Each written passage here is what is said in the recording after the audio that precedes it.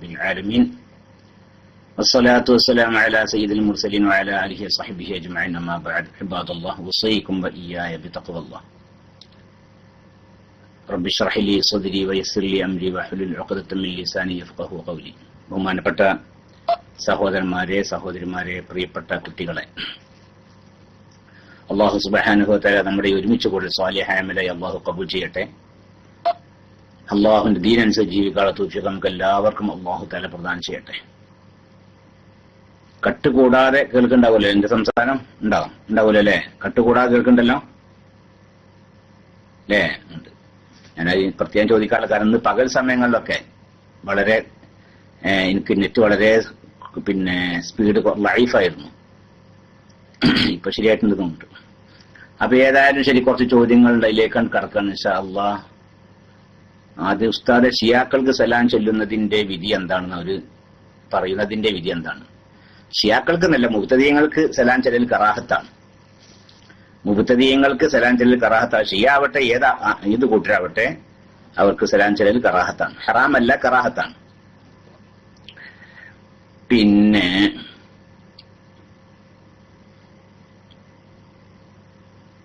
പിന്നെന്താണ് വേറൊരു ചോദ്യം?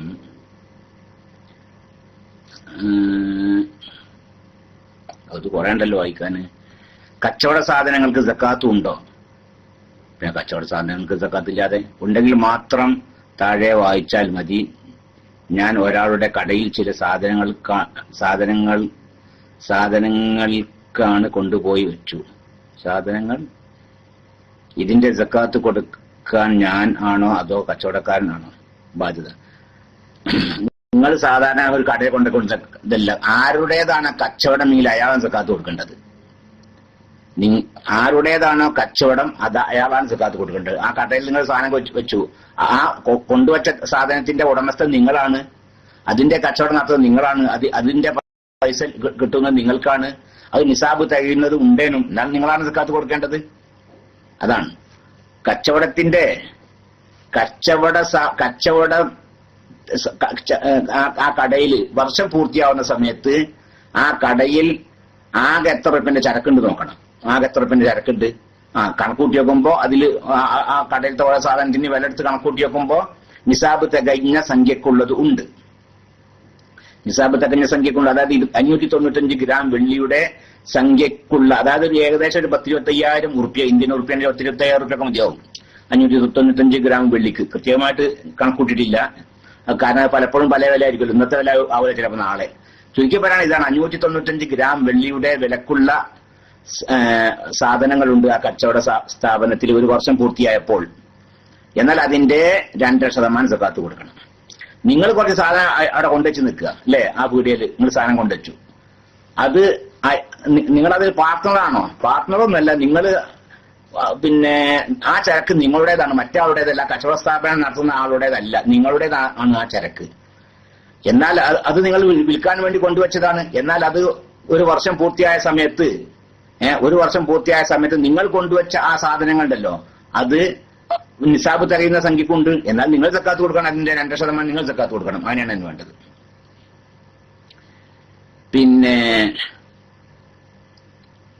പിന്നെന്താണ്, ഖുർആൻ തുറന്നു വെച്ച മൊബൈൽ തൊടാൻ ഒളു വേണോ? ഒരു അഭിപ്രായ വ്യത്യാസമുള്ള ഒരു വിഷയമാണ് ഇപ്പത്. അവിടെ ഏറ്റവും നല്ലത് ഒളു ഉണ്ടാവൽ തന്നെയാണ് നല്ലത്. ഖുർആനെ ആ മൊബൈലിൽ എന്ത് കാണുന്നുണ്ട്? ഖുർആൻ കാണുന്നുണ്ട്. ആ സമയത്ത് മൊബൈൽ തുറന്നു വെച്ചിരിക്കുന്നു മൊബൈലില്. എന്നാൽ അതിന് മുസാഹിഫിന്റെ വിധിയാകുന്നു എന്ന് നമ്മുടെ ഉലമാക്കൾ ചിലർ അങ്ങനെ പറഞ്ഞത് മുസാഹിഫിന്റെ വിധിയാണ്. അപ്പൊ മുസാഹിഫ് തുടങ്ങി ഒതുവാണല്ലോ. അതേ സമയത്ത് മുസാഹിഫ് പൂട്ടിയാലും തൊടാൻ ഒളു വേണം. അതേ സമയത്ത് മൊബൈലിൽ അത് വേണ്ട, അതാണ്ട് ഓഫ് ചെയ്താല് പിന്നെ തുടങ്ങിയ ഒളു വേണ്ട. കാരണം എന്താണ്, മുസാഹിഫ് പൂട്ടിയാലും ആ മുസാഹിഫിൽ ഖുർആന്റെ അക്ഷരങ്ങൾ മുസാഹിഫിന്റെ ഉള്ളിലുണ്ട്. അതേസമയത്ത് മൊബൈൽ ഓഫ് ചെയ്താൽ ആ അക്ഷരങ്ങൾ അതിലില്ല, മൊബൈലിന്റെ ഉള്ളിൽ ആ അക്ഷരങ്ങൾ ഉണ്ടാവില്ല. പിന്നെന്താ, അത് മറ്റൊരു എന്തോ ഒരു സാങ്കേതിക പ്രശ്നമാണത് അല്ലെ? എന്താ പറയല്, ചില ഇലക്ട്രോണിക് തരംഗങ്ങൾ, എനിക്കതിനെ കുറിച്ച് കൂടുതൽ അറിയില്ല. ഏതായാലും ശരി, അക്ഷരങ്ങളല്ല, അതിലെ സോഫ്റ്റ്വെയർ ആയിരിക്കും. അത് സോഫ്റ്റ്വെയറിനെ കുറിച്ച് അക്ഷരങ്ങൾ പറയാൻ പറ്റുമല്ലോ. അപ്പൊ മൊബൈൽ ഓഫ് ചെയ്താൽ അതിന്റെ അക്ഷരങ്ങൾ അതിലില്ല, ഇല്ലാത്തത് കാരണം തൊടാൻ ഒളു വേണ്ട. അതേസമയത്ത് അത് ഓൺ ചെയ്താൽ അക്ഷരങ്ങൾ നമ്മൾ കാണുന്നു, അപ്പോൾ തൊടാൻ ഒളു വേണേനും എന്ന് പറയുന്നവരുണ്ട്. എന്നാൽ ചിലവർ പറയുന്നത് എന്ത്, എന്നാലും ഒളു വേണ്ടാന്ന്, കാരണം അത് കാണുന്നത് അത് അക്ഷരങ്ങളുടെ നിഴലാണ് കാണുന്നത് എന്നൊക്കെ പറയുന്നവരുണ്ട്. അതെ, ഏതാനും ശരിയാണ്, സൂക്ഷ്മത ഒളു ഉണ്ടാവൽ തന്നെയാണ്. പിന്നെ സക്കാത്തിന്റെ പൈസ മുഴുവൻ ഒരാൾക്ക് മാത്രമായി കൊടുക്കാമോ? പറ്റുകയില്ല. ഏത് ഫിത്ർ സക്കാത്തല്ല, ഫിത്ർ സക്കാത്ത് അങ്ങനെ പറ്റും. ഫിത്ർ സക്കാത്ത് ഇപ്പൊ ഒരാളുടെ തൊട്ട് ഒരു സഹായം അല്ലെ, 2 കിലോ 600 ഗ്രാം ആണ് അല്ലെ, വളരെ സൂക്ഷ്മതയോട് കൂടി കൊടുക്കുകയാണെങ്കിൽ തന്നെ 2 കിലോ 600 ഗ്രാം 650 650 1300 2600 അതാകുമ്പോ അതെന്ത് ചെയ്യുക, അതാണ് ഇപ്പൊ ഒരു സഹായം എന്ന് പറഞ്ഞാല്. അത് ഒരാളെ ഫിത്ർ സക്കാത്ത് ഒരാൾക്ക് തന്നെ കൊടുക്കാം, അതുകൊണ്ട് വിരോധമില്ല. ഇനി കുറെ ആളുടെ ഫിത്ർ സക്കാത്ത് ഒന്നിച്ച്, നമ്മുടെ കുടുംബത്തിൽ പല ആളുകളുടെയും ഫിത്ർ സക്കാത്ത് ഒന്നിച്ചും ആണെങ്കിൽ എന്ത് ചെയ്യുക, ഒരാൾക്ക് കൊടുക്കാം, അതുകൊണ്ടും വിരോധമില്ല. നേരെ മറിച്ച് മുതലിന്റെ സക്കാത്ത് അങ്ങനല്ല. മുതലിന്റെ സക്കാത്ത് ആ മുതലുള്ള മഹല്ലിൽ ഏതെല്ലാം വിഭാഗം അവകാശികളുണ്ടോ അവർക്കെല്ലാം ആ വിഭാഗത്തിനെല്ലാം സമമായിട്ട് ഓഹരി ചെയ്യണമെന്ന ഈ പറഞ്ഞ കൂട്ടുകൾ ശ്രദ്ധിക്കുന്നുണ്ട്. ഇത് ചോദിച്ചോറിനെ കാണാം പിന്നെ നാളെ ഇതേ ചോദ്യം ചോദിക്കണം. കാരണം ഓലോ തീരുമാനിച്ചിട്ട് പോകും, നമ്മളിങ്ങനെ പറയാം, ഓല കേൾക്കാൻ നിൽക്കൂല. പിന്നെ വീണ്ടും പിന്നെ അത് പിറ്റേസം തന്നെ. അപ്പൊ അതുകൊണ്ട് ശ്രദ്ധിച്ച് കേൾക്കണം. മുതലിന്റെ സക്കാത്ത്, മുതലിന്റെ ഫിത്ർ സക്കാത്ത് ഒരാൾക്ക് തന്നെ കൊടുക്കാം, പക്ഷെ അതേസമയത്ത് മുതലിന്റെ സക്കാത്ത് അങ്ങനെ കൊടുക്കാൻ പറ്റൂല. മുതലിന്റെ സക്കാത്ത് ആ മുതൽ എവിടെയാണോ ഉള്ളത് എങ്കിൽ ആ മുതലുള്ള മഹലിൽ സക്കാത്തിന്റെ അവകാശികളിൽ നിന്ന് ഏതെല്ലാം വിഭാഗങ്ങളാണോ ഉള്ളത് എങ്കിൽ അവർക്കെല്ലാവർക്കും സമമായിട്ട് ഓഹരി ചെയ്യണം. ആ വിഭാഗത്തിനെല്ലാം സമമായിട്ട് ഓഹരി ചെയ്യണം. എന്നിട്ട് ഓരോ വിഭാഗത്തിലെയും ഏറ്റവും ചുരുങ്ങിയത് 3 ആൾക്കെങ്കിലും കൊടുക്കുകയും വേണം. ആ കൊടുക്കുന്നത് സമമായിട്ട് ആവണം എന്നില്ല. ഉദാഹരണം പറയുകയാണെങ്കിൽ അമീർ ഇരിങ്ങല്ലൂരിനെ ഉദാഹരണം നമ്മൾ എടുക്കുക. അവനെ പോലെ ഇങ്ങനെ ഒഴിഞ്ഞു നിൽക്കുന്ന ഒരാള് അല്ലേ, അമീർ ഇരിങ്ങല്ലൂരിനെ നമ്മൾ ഒരു ഉദാഹരണമായിട്ട് എടുക്കുക. അമീർ ഇരിങ്ങല്ലൂരിൽ ഒരു കച്ചവട സ്ഥാപനം ഉണ്ട് എന്ന് വിചാരിക്കുന്നത്. ഇരിങ്ങല്ലൂരിൽ എന്തുണ്ട്, ഒരു കച്ചവട സ്ഥാപനമുണ്ട്. അപ്പൊ ആ കച്ചവട സ്ഥാപനത്തിന്റെ സക്കാത്ത് ഇരിങ്ങല്ലൂരിൽ തന്നെ കൊടുക്കണം. ഇരിങ്ങല്ലൂരിൽ അവകാശികൾ ഉണ്ടായിരിക്കെ അതിന്റെ സക്കാത്ത് മറ്റു സ്ഥലങ്ങളിലേക്ക് നീക്കം ചെയ്യാൻ പാടില്ല. ഇരിങ്ങല്ലൂരിൽ സക്കാത്തിന്റെ അവകാശികളായിട്ട് 3 വിഭാഗം ഉണ്ട് എന്ന് വിചാരിക്കുക. ഉദാഹരണം ഫക്കീർമാരുണ്ട്, മിസ്കീന്മാരുമുണ്ട്, കടം ഉള്ളവരുണ്ട്. ഇപ്പൊ സക്കാത്തിന്റെ അവകാശികൾ 8 ആണല്ലോ അല്ലേ. എല്ലാ അവകാശങ്ങളും കൂടി ഇപ്പൊ ഉണ്ടാവൂല, കാരണം മോചനപത്രം എഴുതിയ അടിമ സക്കാത്തിന്റെ അവകാശപ്പെട്ടത് അത് ഇപ്പൊ ഇല്ലല്ലോ. ഇപ്പൊ മിക്കവാറും ഒരു മഹലിൽ ഉണ്ടാകും 3 വിഭാഗം 4 വിഭാഗങ്ങളൊക്കെ ഉണ്ടാകുക. ഫക്കീർമാരുണ്ടാകും, മിസ്കീന്മാരുണ്ടാകും, കടം കൊണ്ട് വലഞ്ഞവരുണ്ടാകും, ചിലപ്പോൾ വിശ്വാസികൾ ഉണ്ടാവും, ചിലപ്പോൾ മുസാഫിരിങ്ങൾ ഉണ്ടാവും അല്ലെ, ഹലാലായ ആവശ്യത്തിന് വേണ്ടി യാത്ര ചെയ്യുന്ന യാത്രക്കാര്, 4-5 വിഭാഗങ്ങളൊക്കെ ഉണ്ടാവും. അമീറിയയിലൊരു നാട്ടിൽ ഇപ്പോൾ 3 വിഭാഗം ഉള്ളതെന്ന് വിചാരിക്കുക. ഫക്കീർമാരും മിസ്കിന്മാരും പിന്നെ കടം കൊണ്ട് വരഞ്ഞവരുണ്ട്. അമീർ സക്കാത്ത് കൊടുക്കേണ്ടത് 10,000 രൂപയാണ് എന്ന് കരുതുക. 10,000 റുപ്യാണ് സക്കാത്ത് കൊടുക്കേണ്ടത് എന്ന് കരുതുക. അപ്പൊ ഈ 3 വിഭാഗത്തിനും ഫക്കീർമാർക്ക് 3,333 റുപ്യ 33 പൈസയും പിന്നെ കുറച്ച് വേറെ പോയിന്റ് ഉണ്ടാവും. അത് പിന്നെ ആർക്ക് കൊടുക്കണം? ഫക്കീർമാർക്ക് നീക്കി വെക്കണം. മറ്റേ വിഭാഗത്തിന് 3,333 പിന്നെ പോയിന്റും ഉണ്ടാവും. അങ്ങനെ 3 വിഭാഗത്തിനും സമമായിട്ട് ഓരിയേക്കണം. ഇനി ഓരോ വിഭാഗത്തിലും ഏറ്റവും ചുരുങ്ങിയ 3 ആൾക്ക് കൊടുക്കും വേണം. അപ്പൊ ഫക്കീർമാരിൽ നിന്ന് 3 ആൾക്ക് കൊടുക്കണം, മിസ്കിന്മാരിൽ നിന്ന് 3 ആൾക്ക് കൊടുക്കണം, കടം കൊണ്ട് വരഞ്ഞവരിൽ നിന്ന് 3 ആൾക്ക് കൊടുക്കണം. അത് സമമായിട്ട് ആവണമെന്നില്ല. അപ്പൊ ഒരു ഫക്കീറിന് 3 ഫക്കീർമാരിൽ ഒരു ഫക്കീറിന് എന്ത് ചെയ്ത് 2,000 റുപ്യ കൊടുത്ത്, വേറെ 2 ഫക്കീർമാർക്കും ഒരു ഫക്കീറിന് 500 കൊടുത്ത്, അപ്പൊ 2,500 ആയില്ലേ. പിന്നെ വേറെ ഫക്കീറിന് 800 ചില റുപ്യ ബാക്കിയുള്ള അത് കൊടുത്ത് നിൽക്കുക. അങ്ങനെ എന്നാലും പറ്റും, അങ്ങനെ പറ്റും. അതുപോലെ മിസ്കീനിൽ ഒരാൾക്ക് 1000 കൊടുത്ത്, വേറെ ആൾക്ക് 1000 കൊടുത്ത്, വേറെ ആൾക്ക് 1300 ചില അത് കൊടുത്ത്, അങ്ങനെയും പറ്റും. അപ്പൊ എല്ലാ വിഭാഗത്തിനും സമമായിട്ട് ഓഹരി വെക്കണം. പക്ഷെ ഒരു വിഭാഗത്തിലെ വിവിധ വ്യക്തികൾക്ക് ഒരേപോലെ ഓഹരി പിന്നെ കൊടുക്കണം എന്നില്ല. അതാണ് മനസ്സിലാക്കണ ചോദ്യകർത്താവിന്. ആ ചോദ്യകർത്താവിന് മനസ്സിലാക്കണ, ഈ ചോദിച്ച ആൾക്ക് മനസ്സിലാക്കണാന്ന്. ആയിക്കോട്ടെ.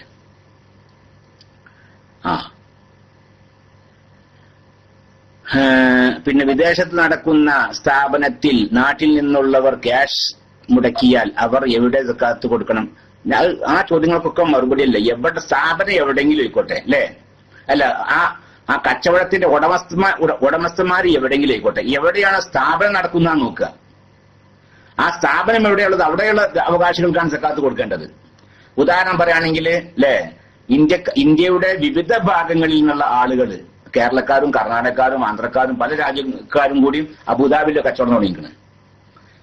അബുദാബിയിലാണ് അവിടെ കച്ചവട സ്ഥാപനം അബുദാബിയിൽ ആണുള്ളത്. എന്നാൽ ആ സ്ഥാപനത്തിന്റെ സക്കാത്ത് എവിടെ കൊടുക്കണം? അബുദാബിയിൽ ആ കച്ചവട സ്ഥാപനം നിൽക്കുന്ന മഹലുണ്ടല്ലോ, ആ മഹലിലെ അവകാശികൾക്കാണ് അതിന് സക്കാത്ത് കൊടുക്കേണ്ടത്. അതല്ലാതെ ആ സ്ഥാപനത്തിന്റെ ഉടമസ്ഥന്മാർ എവിടെയാണോ അവിടെയുള്ള ആളുകൾക്കല്ല കൊടുക്കേണ്ടത്. പിന്നെ അസ്സലാമു അലൈക്കും വലൈക്കും സ്സലാം വറഹ്മത്തുള്ളാഹി. കാശിന്റെ സക്കാത്ത് ഓഹരി വെക്കണോ? എന്താ കാശിന്റെ സക്കാത്ത് ഓഹരി വെക്കണോ പറഞ്ഞാല് എന്താ മനസ്സിലായില്ല. എല്ലാ സക്കാത്തും അങ്ങനെ തന്നെയാണ്. കച്ചവട സ്ഥാനത്തിന് സക്കാത്ത് ആവണമെങ്കിൽ കാശിന്റെ സക്കാത്ത് ആവട്ടെ. കാശിന്റെ സക്കാത്ത് ഉദാഹരണം പറയുകയാണെങ്കിൽ ഒരാളെടുക്കൽ 1,00,000 ഉറുപ്പിക ഉണ്ട്. ഒരാളെടുക്കല് ആ 1,00,000 ഉറുപ്പിക്ക് എന്ത് ചെയ്തു? ഒരു വർഷം അയാൾ സൂക്ഷിച്ചു വെക്കുകയും ചെയ്തു ആ 1,00,000 ഉറുപ്പിക. ഒരാളുടെ കയ്യിൽ 1,00,000 ഉറുപ്പിക ഉണ്ട്. ആ 1,00,000 ഉറുപ്പിക എന്ത് ചെയ്തു? അയാൾ ഒരു വർഷം സൂക്ഷിച്ചു വെച്ചു. അങ്ങനെ ഒരു വർഷം പൂർത്തിയായി. എന്നാൽ എന്ത് ചെയ്യണം? 1,00,000 ഉറുപ്പിക സക്കാത്ത് ആയിട്ട് 2% എത്ര? 2,500 ഉറുപ്പിക. ആ 2,500 ഉറുപ്പിക ഒരാൾ കൊടുക്കാൻ പറ്റുമോ? പറ്റൂല. പിന്നെ ആ 2,500 ഉറുപ്പിക ആ നാട്ടിലുള്ള സക്കാത്തിന്റെ അവകാശികളിൽ നിന്നുള്ള വിഭാഗങ്ങൾക്ക് സമമായിട്ട് ഒരു ചെയ്യണം. വ്യക്തികൾക്കല്ല, വിഭാഗത്തിന്. ഞാൻ നേരത്തെ പറഞ്ഞല്ലോ. അതുപോലെ തന്നെ ആ നാട്ടിലുള്ളതാരാണ്? ആ നാട്ടിൽ ഫക്കീർമാരുണ്ട്, മിസ്കിന്മാരുണ്ട്, കടം കൊണ്ട് വലഞ്ഞവരുണ്ട് എന്ന് വിചാരിക്കുക. എന്നാൽ ആ 2,500 രൂപയെ 3 ഓഹരി സമമായിട്ട് 3 ഓഹരി വെക്കണം. ഫക്കീർമാർക്കും സമമായിട്ട്. പിന്നെ മൂന്നിലൊരു ഭാഗം ഫക്കീറിന്, ഒരു വിഭാഗം മിസ്കീനിന്, 3/1 വിഭാഗം പിന്നെ കടം കൊണ്ട് വലഞ്ഞവർക്ക്. എന്നിട്ട് അതിൽ നിന്ന് അപ്പോ ഓരോ വിഭാഗത്തിൽ എത്ര ഉണ്ടാവും? 800 ചില്ല ഉറുപ്പിക ഉണ്ടാവും അല്ലെ? 800 ചില്ല ഉറുപ്പിയാണ് ഒരു വിഭാഗത്തിൽ ഉണ്ടാകുക. 2,500 3 വരിച്ചാല് 800 ചില്ല ഉറുപ്പല്ലേ ഒരു വിഭാഗത്തിൽ ഉണ്ടാകുക. ഇനി ആ വിഭാഗത്തിൽപ്പെട്ട വ്യക്തികൾക്ക് സമമായിട്ട് കൊടുക്കണം. അത് വേണ്ട. ഒരാൾക്ക് എന്ത് ചെയ്ത് 500, ഒരാൾക്ക് 200, ഒരാൾക്ക് 100 അങ്ങനെ കൊടുക്കാം. അല്ലെങ്കിൽ കുറെ ആളുകൾക്ക് 100 ഉറുപ്പിക അങ്ങനെയും കൊടുക്കാം. അപ്പൊ ഒരു പിന്നെ മുതലുള്ള ആ സക്കാത്തിന്റെ മുതൽ എവിടെയാണോ ഉള്ളത് അവിടെ ആ മഹലിൽ ഏതെല്ലാം വിഭാഗങ്ങളാണ് സക്കാത്തിന്റെ അവകാശികളായിട്ടുള്ളത് അവർക്ക് സമമായിട്ട് നീക്കി വെക്കുകയും അത് നിർബന്ധമാണ്. എന്നാൽ ഒരു വിഭാഗത്തിലെ വ്യക്തികൾക്ക് സമമായിട്ട് കൊടുക്കണം എന്നില്ല. അതിൽ ഏറ്റ വ്യത്യാസം കാണിക്കാൻ വിരോധമില്ല എന്നർത്ഥം. പിന്നെ അത് ഏത് സക്കാത്താണെങ്കിലും ശരി, മുതലിന്റെ സക്കാത്താണെങ്കിലും ശരി, പിന്നെ പൈസന്റെ സക്കാത്താണെങ്കിലും ശരി, കച്ചവടത്തിന്റെ സക്കാത്താണെങ്കിലും ശരി, ഏതാണെങ്കിലും തന്നെ. ഒരു റേഡിയോ ശ്രോതാവ് ചോദിച്ചിരുന്നു, ഇവിടെ നിന്നും നാട്ടിലേക്ക് ക്യാഷ് കുഴൽ ഹുണ്ടി കടമായി അയക്കുമ്പോൾ അവർ റേറ്റ് കൂട്ടി വാങ്ങാറുണ്ട്. ഉദാഹരണം 1000 രൂപക്ക് 60 റിയാലാണെങ്കിൽ കടമാണെങ്കിൽ 65 റിയാൽ വാങ്ങുന്നു. അതിന്റെ ഹറാമാണ്. അത് പലിശയാണ്, അത് ഹറാമാണ്. അതേസമയത്ത് അയാൾക്ക് എന്ത് ചെയ്യാ? ആ നിലക്കൊന്നല്ലാതെ എന്ത് ചെയ്യാ? എന്റെ വീട്ടിൽ പിന്നെ നീ റൊക്കം തരുകയാണെങ്കിൽ എനിക്ക് 60 തന്നാൽ മതി, എന്നാൽ ഞാൻ കടമായിട്ടാണെങ്കിൽ 65 തരണം എന്ന് പറയുന്ന പലിശയാണ്. അതേസമയത്ത് അല്ലെങ്കിൽ തന്നെ അയാളോട് അങ്ങോട്ട് പറയാം, എന്ത് എന്റെ 1000 രൂപ ഞാൻ കൊടുക്കാം, 65 രൂപ വേണം, അതിന് നീ ഗഡുക്കളായിട്ട് അടച്ചു തന്നാൽ മതി എന്നാൽ നിൽക്കാണ്ട് തിരക്കണമല്ലോ. ഒരാള് ഒരു സാധനം വിൽക്കുമ്പോൾ പലർക്കും പല റേറ്റിലും വിൽക്കുകയൊക്കെ ചെയ്യും. അതുകൊണ്ട് വിരോധമൊന്നുമില്ല. പക്ഷേ നിബന്ധന ആക്കുക എങ്ങനെ? ഇത് റൊക്കമാണെങ്കിൽ ഇത്ര, കടമാണെങ്കിൽ ഇത്ര എന്ന് നിബന്ധന ആക്കുക. ആ രീതിയിലാവുമ്പോൾ അത് പലിശയാണ്, ഹറാമാണ്. പിന്നെ അസ്സലാമു അലൈക്കും വലൈക്കും സ്സലാം റഹ്മത്തുള്ളാഹി. ഒരാൾ 3 വർഷം മുമ്പ് ഒരു തോട്ടം വാങ്ങി, അത് വിൽക്കാൻ വേണ്ടി വാങ്ങിയതായിരുന്നു. എന്നാൽ ഇതുവരെ അത് വിറ്റിട്ടുമില്ല. അതിന് സക്കാത്ത് നൽകേണ്ടതുണ്ട്. സക്കാത്ത് കൊടുക്കണം. എങ്ങനെ? അത് കച്ചവടാവശ്യത്തിന് വേണ്ടി വാങ്ങിയിട്ടതാണ്. കച്ചവടാവശ്യത്തിന് വേണ്ടി വാങ്ങിയിട്ടാണ് തന്നെ സക്കാത്ത് നിർബന്ധമാണ്. അത് വിൽക്കട്ടെ വിൽക്കാതിരിക്കട്ടെ. കച്ചവടാവശ്യത്തിന് വേണ്ടി വാങ്ങി 1 വർഷം പൂർത്തിയായി. ആ വർഷം പൂർത്തിയായപ്പോഴേക്കും അത് വിറ്റുപോയിട്ടില്ലെങ്കിലും ശരി, ആ വർഷം പൂർത്തിയാവുന്ന സമയത്ത് അത് എത്രക്കാണ് വാങ്ങിയത് അതല്ല നോട്ടം. ആ വർഷം പൂർത്തിയാവുന്ന സമയത്ത് ആ സ്ഥലത്ത് അങ്ങനെയുള്ളൊരു പറമ്പ് വിറ്റാൽ എത്ര റുപ്യ കിട്ടും നോക്കണം. അങ്ങനെ നോക്കണ്ടത്. വിൽക്കുന്ന മാർക്കറ്റ് വില ഉണ്ടല്ലോ, വിൽക്കുന്ന മാർക്കറ്റ് വിലയാണ് നോക്കേണ്ടത്. വാങ്ങിയത് എത്രക്കാന്നല്ല. ഉദാഹരണം പറയുകയാണെങ്കിൽ കഴിഞ്ഞ വർഷം 5 ലക്ഷം ഉറുപ്പിക്ക് വാങ്ങിയ പറമ്പാണ്. എന്നാൽ ഇതുവരെയൊക്കെ വിറ്റ് പോയിട്ടില്ല, 1 വർഷം പൂർത്തിയായിട്ടുണ്ട്. അപ്പൊ 5 ലക്ഷം ഉറുപ്പ്യന്റെ 2% കൊടുക്കേണ്ടത് അല്ല. പിന്നെയോ ഈ വർഷം പൂർത്തിയായപ്പോൾ ആ പറമ്പിന് ഈ രാജ്യത്ത് എത്ര വില കിട്ടും? ഇപ്പത്തെ അതിന്റെ മാർക്കറ്റ് വില എത്രയാണ്? ഇപ്പൊ 6 ലക്ഷം റുപ്യ എന്ന് വിചാരിക്കുക. അപ്പൊ 6 ലക്ഷം റുപ്യന്റെ 5% അങ്ങനെയാണ് സക്കാത്ത് കൊടുക്കേണ്ടത്. വിറ്റ് പോവട്ടെ, വിൽക്കാൻ വേണ്ടി കരുതി നിൽക്കുക, എന്നാൽ തന്നെ അത് മുതൽക്ക് സക്കാത്ത് നിർബന്ധമാണ്. 1 വർഷം പൂർത്തിയാൽ സക്കാത്ത് നിർബന്ധമാണ്. വിൽക്കട്ടെ വിൽക്കാതിരിക്കട്ടെ.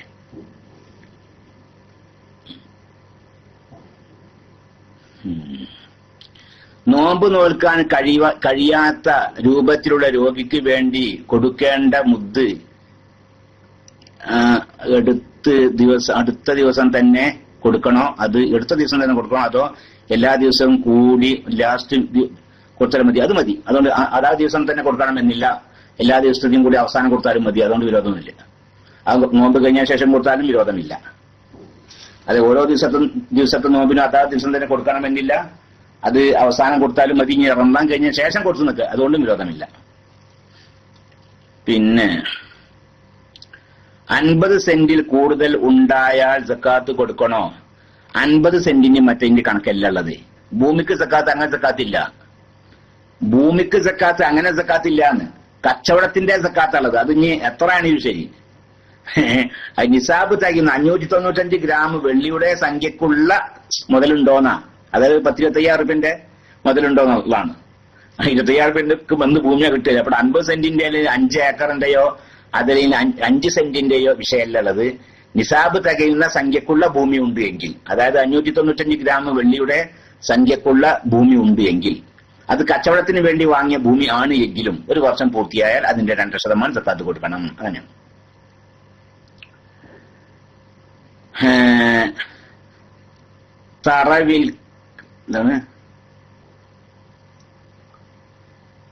തറാവിക്കാണോ വിത്തർ? തറാവിക്കാണ് വിത്തർ നിസ്കാരത്തിനാണ് കൂടുതൽ കൂലി. തറാവിയുടെ ഇടത്തിൽ വിത്തർ നിസ്കരിക്കാമോ? ഇടയിൽ വിത്തർ നിസ്കരിക്കാമോ? തറാവിഹിനാണ് വിത്തറിനാണ് കൂടുതൽ കൂലി പറഞ്ഞാലേ, അത് നമ്മൾ ഇന്നലെ പറഞ്ഞു. അത് ഓരോ വിത്തർ ഇപ്പൊ എല്ലാ ദിവസവും ഉള്ളതാണ് അല്ലെ, എല്ലാ ദിവസവും. പിന്നെ അത് പലതിനും പല കൂലിയാണ്. കൂടുതൽ കൂലി എന്താണ് പറയാൻ പറ്റില്ല. തറാവി എന്ന് പറഞ്ഞാൽ ഖിയാം റമദാനാണ് അല്ലെ.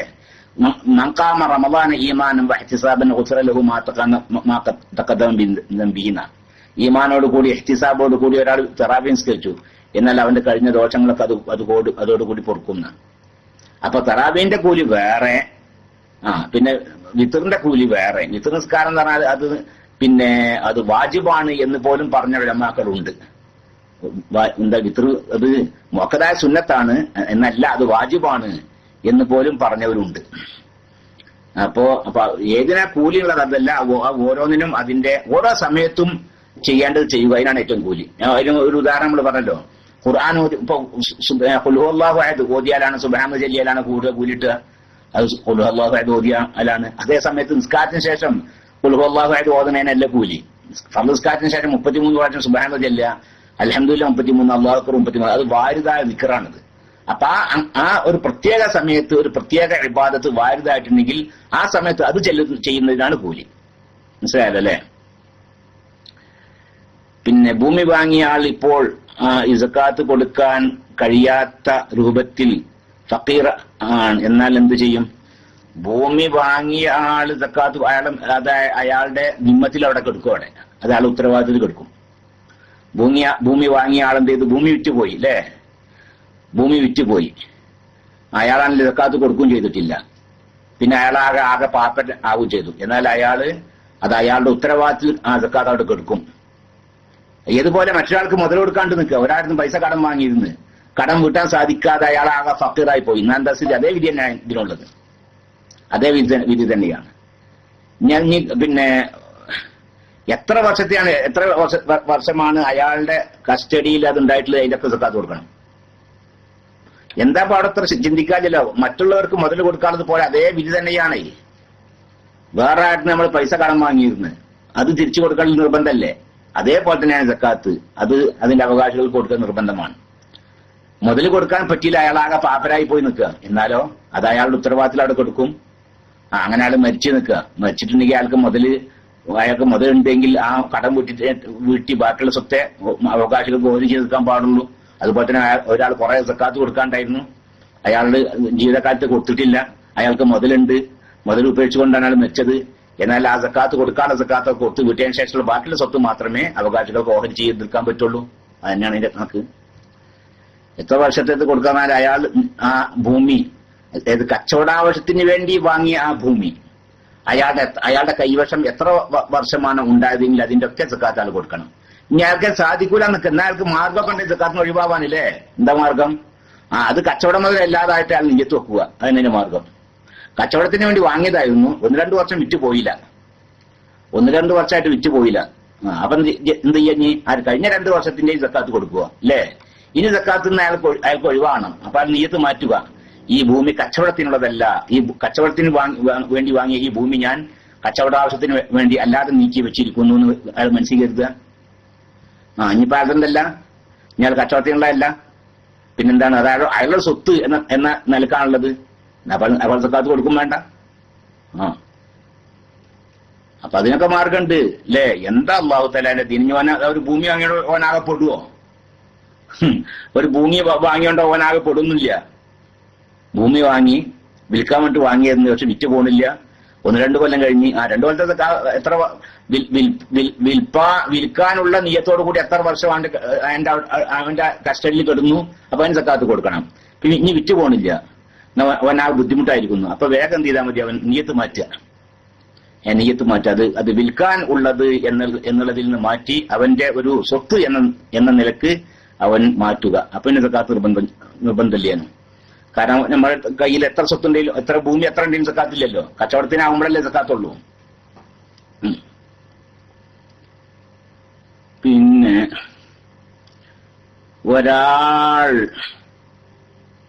ഒരാളുടെ കയ്യിൽ 10 ലക്ഷം രൂപയുണ്ട്. അയാൾ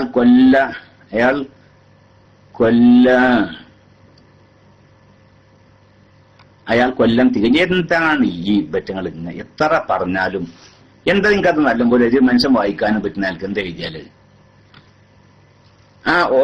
അയാൾ കൊല്ലം തികയാനുള്ള ആ കൊല്ലം കഴിഞ്ഞതിന് ശേഷം ഒരു ഒഴിവിട്ടൂടെ? ഇതൊക്കെ ഒന്നാകാണ്ട് കൂട്ടിയേക്ക് എങ്ങനെ വായിക്കുക? അയാൾ കൊല്ലം തികയാൻ നേരം സ്ഥലം വാങ്ങി എന്നാൽ സക്കാത്തുണ്ടോ? ഒരാൾ ഇല്ല. അപ്പൊ സക്കാത്തില്ല. ഒരാളുടെ അടുക്കൽ എന്ത് ചെയ്ത് 10 ലക്ഷം ഉറുപ്പ്യ ഉണ്ട്. ഒരാളുടെ കയ്യിൽ 10 ലക്ഷം ഉറുപ്പ്യ ഉണ്ട്. അങ്ങനെ ആ 10 ലക്ഷം ഉറുപ്പ്യക്ക് 1 വർഷം പൂർത്തിയാവുന്നതിന്റെ കുറച്ച് മുമ്പായിട്ട് എന്ത് ചെയ്ത് ആ 10 ലക്ഷം ഉറുപ്പ്യക്ക് ആൾ വേറെന്തെങ്കിലും സാധനം വാങ്ങി.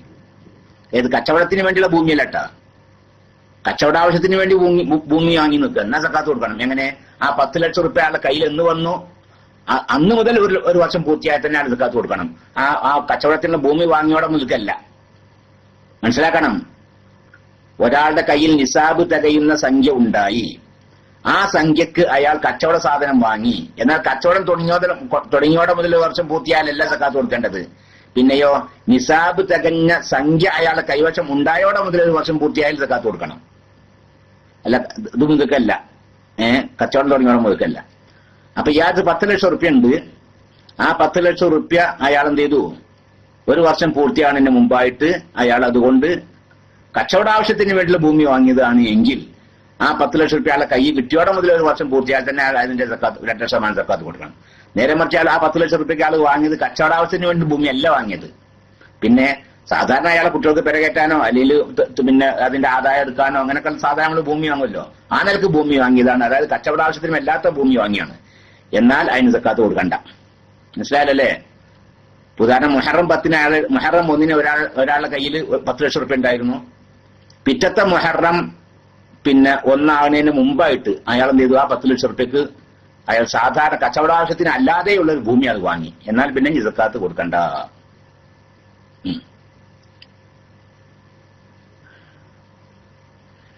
ക്ഷമിക്കണം ഉസ്താദ്, ഞാൻ മുമ്പ് ഒരു ചോദ്യം ചോദിച്ചിരുന്നു. ഉസ്താദ് പറഞ്ഞ സമയത്ത് ഞാൻ ക്ലാസ് റൂമിൽ ഇല്ലായിരുന്നു. ഇപ്പോൾ പറഞ്ഞു തന്നാൽ ഉപകാരമായിരുന്നു. ളുഹർ സമയമാകുന്നതിന് മുമ്പ് ഖുതുബ തുടങ്ങിയാൽ ജുമാ ശരിയാകുമോ? ഹംബലി മദ്ഹബ് പ്രകാരം ശരിയാകും. ഇതിപ്പം ഇവിടെ വലിയൊരു വിഷയം നടക്കുക പോലെ ഒരു വലിയൊരു വിഷയം. ഈ സിംസാർ ഹഖൂദവിന്റെ പ്രസംഗത്തിനെ കുറിച്ചുണ്ട് ഒരു വിഷയല്ലേ. അദ്ദേഹം എന്ത് പറഞ്ഞു, ഈ നമ്മളെ ഒരു കാര്യം ഒരു സംശയങ്ങളൊക്കെ ഉണ്ടാകുകയാണില്ലേ, ഒരാളുടെ ഈ പ്രസംഗത്തില് ഒരു സംശയം ഉണ്ടാകുന്നില്ല, അയാളെ എങ്ങനെങ്കിലും അങ്ങോട്ട് ഒതുക്കാൻ വേണ്ടി ശ്രമിക്കല്ലേ വേണ്ടത് അല്ലേ. ആ വിഷയത്തിൽ ഉണ്ടാകുന്ന സംശയം അയാളോട് തന്നെ ചോദിക്കാൻ നോക്കുക. എന്താ നിങ്ങൾ ഇങ്ങനെ പറഞ്ഞത്, അത് ആളുകൾക്ക് തെറ്റ്. അപ്പൊ അയാളൊരു വിശദീകരണം ഉണ്ടാവില്ല അല്ലേ? അയാളുടെ വിശദീകരണം എന്താ നമ്മളൊന്ന് ശ്രദ്ധിച്ചേക്കുക, അതാണ് വേണ്ടത്. ഇപ്പൊ ഒരു ചോദ്യം വന്നു ഇവിടെ, സൗദി അറേബ്യയിൽ ആള് ലുഹറിന് മുമ്പാടെ ഖുതുബ നടക്കാൻ ജുമാ സഹിയാകുമോ? എന്താ നമ്മൾ മറുപടി അറിയാം? സഹിയാവൂല അങ്ങനെ മറുപടി അറിയാൻ പറ്റുള്ളൂ. നമ്മൾ കേരളത്തിൽ നിന്നുകൊണ്ടുള്ള ഒരു കേരളീയനായിക്കൊണ്ട് നമ്മൾ ഇങ്ങനെ മറുപടി കൊടുക്കുകയാണെങ്കിൽ സഹിയാവുകയില്ല. കാരണം എന്താണ്? ഖുതുബ എന്താ ലുഹറിന്റെ സമയത്തായിരിക്കണം. ഖുതുബയുടെ എല്ലാ അർക്കാനും അൽഹംദുലില്ലാ പറച്ചിലടക്കം അല്ലേ, അതിന്റെ ആദ്യത്തെ റുക്കനായ അൽഹംദുലില്ലാ പറയില്ലല്ലോ, അതടക്കം ലുഹറിന്റെ സമയത്താകണം. ലുഹറിന്റെ സമയം ആണതിന് മുമ്പാണ് ഒരാൾ അൽഹംദുലില്ലാ എന്ന് പറഞ്ഞത്. മറ്റു റുക്കിനോടൊക്കെ ലുഹറിന്റെ സമയത്തായിട്ടുണ്ട്, എന്നാലും ഖുതുബ സഹിയാവൂല. അതാണ് നമ്മുടെ മദ്ഹബിലെ. പക്ഷെ അതേ സമയത്ത് ഹംബലി മദ്ഹബ് അതല്ല. ഹംബലി മദ്ഹബ് പിന്നെ ലുഹറിന്റെ മുമ്പ് തന്നെ ഖുതുബ മാത്രമല്ല നിസ്കാരം കഴിഞ്ഞ് നിൽക്കുക, എന്നാലും സഹിയാകുന്ന. കാരണം ലുഹാന്റെ സമയം മുതൽ അസറിന്റെ സമയം ആകുന്നത് വരേക്കുമുണ്ട് ജുമാന്റെ സമയം എന്ന ഹംബലി മദ്ഹബ്. എന്നാ തോന്നിട്ട് എന്റെ കൃത്യമായിട്ട് ഓർമ്മയില്ല, ഞാൻ മനസ്സിലാക്കി കൊടുത്തോളം പിന്നെ അങ്ങനെയാണുള്ളത്. ലുഹാന്റെ സമയം മുതൽ അസർ വരെ.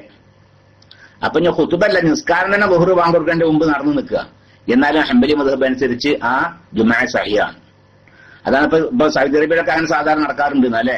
ളുഹറിന്റെ മുമ്പ് ഒരു 11 മണിക്ക് 11:30 ഖുതുബ തന്നെ തുടങ്ങും. അങ്ങനെ ലുഹർ ആകുമ്പോഴേക്കും ചിലപ്പോൾ ഖുതുബ കഴിഞ്ഞിട്ടുണ്ടാവും, ചിലപ്പോൾ നിസ്കാരം കഴിഞ്ഞിട്ടുണ്ടാവും ചില ഏരിയകളൊക്കെ. അപ്പൊ സഹിയാകുമോ എന്ന് ചോദിച്ചാൽ ഹംബലി മദ്ഹബ് അനുസരിച്ച് സഹിയാണ്, ഷാഫി മദ്ഹബ് അനുസരിച്ച് സഹീഹ് അല്ല. ഷാഫി മദ്ഹബ് അനുസരിച്ച് സഹീഹ് അല്ല.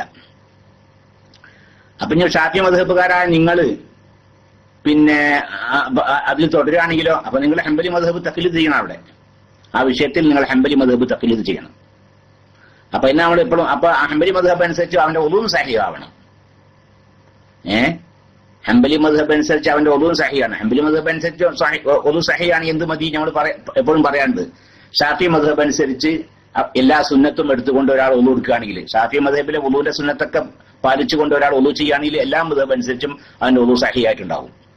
അപ്പൊ അവയവങ്ങളൊക്കെ തേച്ചടച്ച് കഴുകുക, ആദ്യത്തിൽ ബിസ്മി ചെല്ലുക, അതുപോലെ തന്നെ പിന്നെ തല മുഴുവൻ തടവുക, ചെവി തടവുക, അങ്ങനത്തെ എല്ലാ സുന്നത്തും എടുത്തുകൊണ്ട് ഒരാൾ ഒളു ചെയ്തു. എന്നാൽ എല്ലാ മദ്ഹബ് അനുസരിച്ചും അവന്റെ ഒളു സഹിയായിട്ടുണ്ടാവും.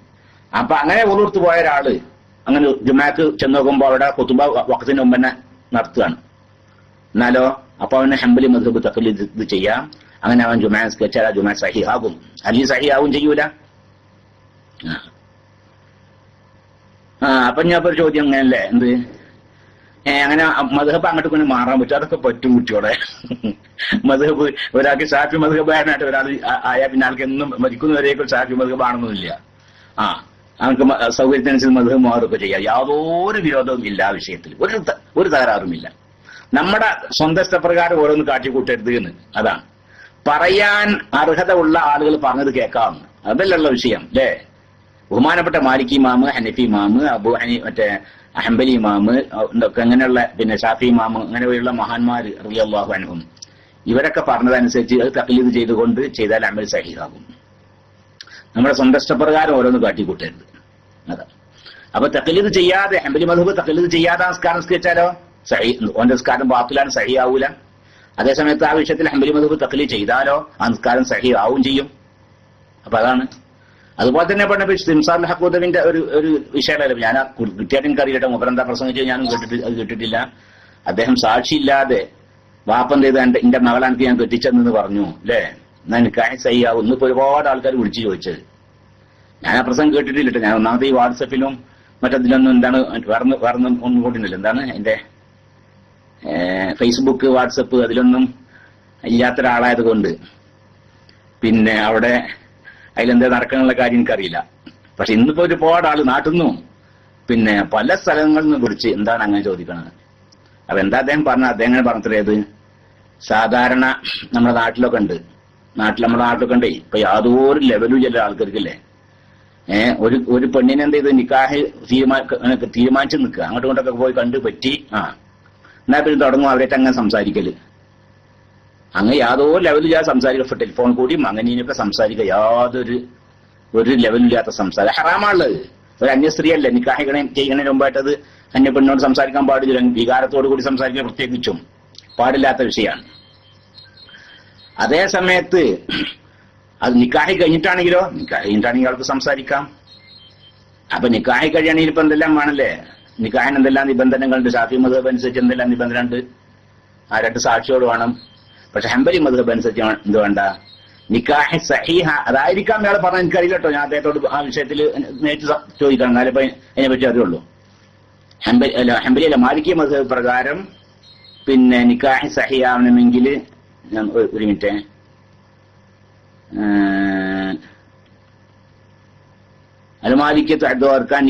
മാലിക്കി മദ്ഹബിൽ നിക്കാഹിന്റെ റുക്കുനുകൾ 5 മാലിക്കി മദ്ഹബിൽ നിക്കാഹിന്റെ റുക്കുനുകൾ 5. ഒന്ന് വലിയ വേണം. പിന്നെ രണ്ടാമത്തെ മഹർ. മഹർ അപ്പൊ കൊടുത്തോണമെന്നില്ല എന്നാ, മഹർ ഉണ്ടായാൽ മതി. മഹർ അത് നിക്കാഹിന്റെ സമയത്ത് ഒഴിവാക്കി പോകണമെന്നില്ല, മഹർ കൊടുക്കണം. പിന്നെ അത് നിക്കാഹിൽ അത് പറയൽ നിബന്ധനയില്ല. മൂന്നാമത്തെ സൗജ് ഭർത്താവേ, 4 സൗജത്ത് പെണ്ണ്, അവ 4ആയില്ലേ. പിന്നെ 5 സീഗ, എന്റെ മകളാണ് ഞാൻ കെട്ടിച്ചെന്ന്. സാക്ഷിയോട് മാലിക്കി മദ്ഹബിൽ നിക്കാഹിന്റെ റുക്നിൽ ഇല്ല.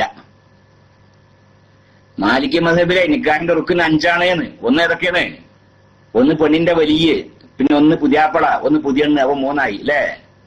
4 മഹർ, 5 നിക്കാഹിന്റെ സീഗ, എന്റെ മകളെ നിനക്ക് ഞാൻ നിക്കാഹ് ചെയ്ത് തന്നു എന്ന് പറഞ്ഞു അവൻ. ഞാനത് സ്വീകരിച്ചു എന്ന് അവനും പറഞ്ഞു. അപ്പൊ എന്തായി ഇവിടെ? നിക്കാഹ് സഹിയായിട്ടുണ്ടെന്നാ. നിക്കാഹ് സഹിയാണ്, സാക്ഷികൾ വേണ്ട. സാക്ഷിന് ജിമാഇന്റെ മുമ്പായിട്ട് സാക്ഷിനെ ഹാജരാക്കണം എന്നാ മാലിക്കി മദ്ഹബ്. ഈ നിക്കാഹ് സഹിഹാവാൻ സാക്ഷി വേണ്ട, പക്ഷെ അവന് ജിമാഅ് സഹിഹാവണമെങ്കിൽ എന്ത് വേണം? അത് അനുവദിക്കപ്പെടണമെങ്കിൽ അത് സാക്ഷി വേണം. അപ്പൊ വീട്ടിൽ കൂടുന്നതിന് മുമ്പായിട്ട് സാക്ഷിനെ ഹാജരാക്കിയാൽ മതിയെന്നാ മാലിക്കി മദ്ഹബ്. അപ്പൊ സംസാരിക്കുകയോ, നിക്കാഹ് സഹിയായിട്ടുണ്ട്, സംസാരിക്കുകയോ ചെയ്യാം. അതായിരിക്കാം പക്ഷെ ഇയാൾ പറഞ്ഞത് എനിക്ക് ഉറപ്പില്ല. അതായിരിക്കാം ഒരു പക്ഷേ സിംസാറുൽ ഹഖ് ഹുദൈ പറഞ്ഞത്. അപ്പൊ ഈ പറഞ്ഞാലേ യാതൊരു ലക്കും ലഗാനവും ഇല്ലാതെ അന്യ സ്ത്രീയോട് ഇങ്ങനെ സംസാരിക്കുക, കല്യാണം ഉറപ്പിച്ചിട്ടുണ്ട് അതിന്റെ ഇങ്ങനെ സംസാരിക്കുക, അതിനേക്കാൾ നല്ലതാണല്ലോ ഏതെങ്കിലും ഒരു മദ്ഹബ് ഇല്ലേ, ഏതൊരു അത് പറ്റുന്ന സാക്ഷികളില്ലാതെ തന്നെ ഇങ്ങനെ വാപ്പി മരുമാനും കൂടി മാത്രം സ്ത്രീ അങ്ങോട്ട് കൊണ്ട് കൈമാറി അങ്ങനെ എന്നാൽ സംസാരം അനുവദനീയമാണ് എന്ന് പറയുന്നൊരു മദ്ഹബ് ഉണ്ട് എങ്കിൽ ആ മദ്ഹബ് തഖ്ലീദ് കൊണ്ട് സംസാരിക്കുകയാണെങ്കിൽ കുറ്റക്കാരനല്ലല്ലോ അവൻ, കുറ്റക്കാരനല്ലല്ലോ. ആദ്യൊരു കാര്യം മനസ്സിലാക്കണം, അല്ലാഹു തആല ഒരു മനുഷ്യനെ ശിക്ഷിക്കൽ എപ്പോഴാക്കണ്ട, പറയാൻ അർഹതയുള്ള ഒരു ഇമാമും പറയാത്ത കാര്യം ചെയ്യുമ്പോഴാണ്. ഒരു കാര്യം ഒരു മദ്ഹബ് ഹറാമാക്കി വേറെ മദ്ഹബ് അനുവദനീയമായി, ആ അനുവദനീയമാണെന്ന മദ്ഹബ് തഖ്ലീദ് ചെയ്തുകൊണ്ടാണ് ഒരാൾ ആ കാര്യം ചെയ്യുന്നതെങ്കിൽ അതിന്റെ പേരിൽ അല്ലാഹു തആല ശിക്ഷിക്കൂല. അവന്റെ സ്വന്തം അഭിപ്രായം അനുസരിച്ച് ഓരോന്ന് കാട്ടിക്കൂട്ടുകയാണ്, എന്നാലും അല്ലാഹു തആല ശിക്ഷിക്കുള്ളൂ. പറയാൻ അർഹത ഉള്ള ആൾ പറഞ്ഞത് കേട്ടുകൊണ്ടാണ് അവൻ ചെയ്യുന്നത് എങ്കിൽ അതിന്റെ പേരിൽ അല്ലാഹു തആല ശിക്ഷിക്കൂലാണ്. അപ്പൊ ഏതായാലും ശരി, ഇതിപ്പോ ഞാനിപ്പോ ഇത് ഇയാളെന്താ പറഞ്ഞത് എനിക്കറിയില്ല, ഞാൻ കേട്ടിട്ടില്ല. അദ്ദേഹത്തോട് ഞാൻ ആ കാര്യം വ്യക്തമായിട്ട് സംസാരിച്ചിട്ടുമില്ല. അപ്പൊ ഞാൻ ഇതായിരിക്കും അദ്ദേഹം പറഞ്ഞതെന്ന് മനസ്സിലാക്കി പറഞ്ഞത് മാത്രമാണ്. പിന്നെ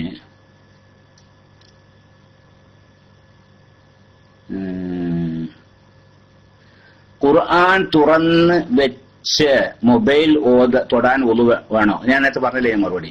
ഒരാളുടെ കയ്യിൽ 50,000 ഉണ്ട്, ഒരു മാസം കഴിഞ്ഞു 5,000 അതിൽ ഇട്ടു, അപ്പൊ 55,000 ആയി അല്ലേ. ഓരോ മാസത്തിലും 5,000 ഇട്ടു, 50,000 ഉണ്ടായത് മുതൽ ഒരു വർഷം വരെ ആയാൽ ആ 50,000ത്തിന്റെ സക്കാത്ത് മാത്രമല്ലേ കൊടുക്കേണ്ടതുള്ളൂ? അതെ, അത്രത്തിനുള്ളൂ. ഇനി ഒരു വർഷം ആയാൽ മൊത്തം കൂട്ടി സക്കാത്ത് കൊടുത്താൽ സഹിയാകുമ്പോൾ അങ്ങനെയല്ല ചെയ്യേണ്ടത്. ഒരാളുടെ കയ്യില് ഉദാഹരണം പറയുകയാണെങ്കിൽ മുഹറം 1 ഒരാളുടെ കയ്യിൽ 50,000 വന്നു. അപ്പൊ നിസാബ് തികഞ്ഞ സംഖ്യ ഉണ്ടായാലല്ലേ, ഒരു 10,25,000 റുപ്യ ഉണ്ടായാൽ മതി. നിസാബ് തികയാൻ 595 ഗ്രാം വെള്ളിയുടെ സംഖ്യ 10,25,000 റുപ്യ മതി.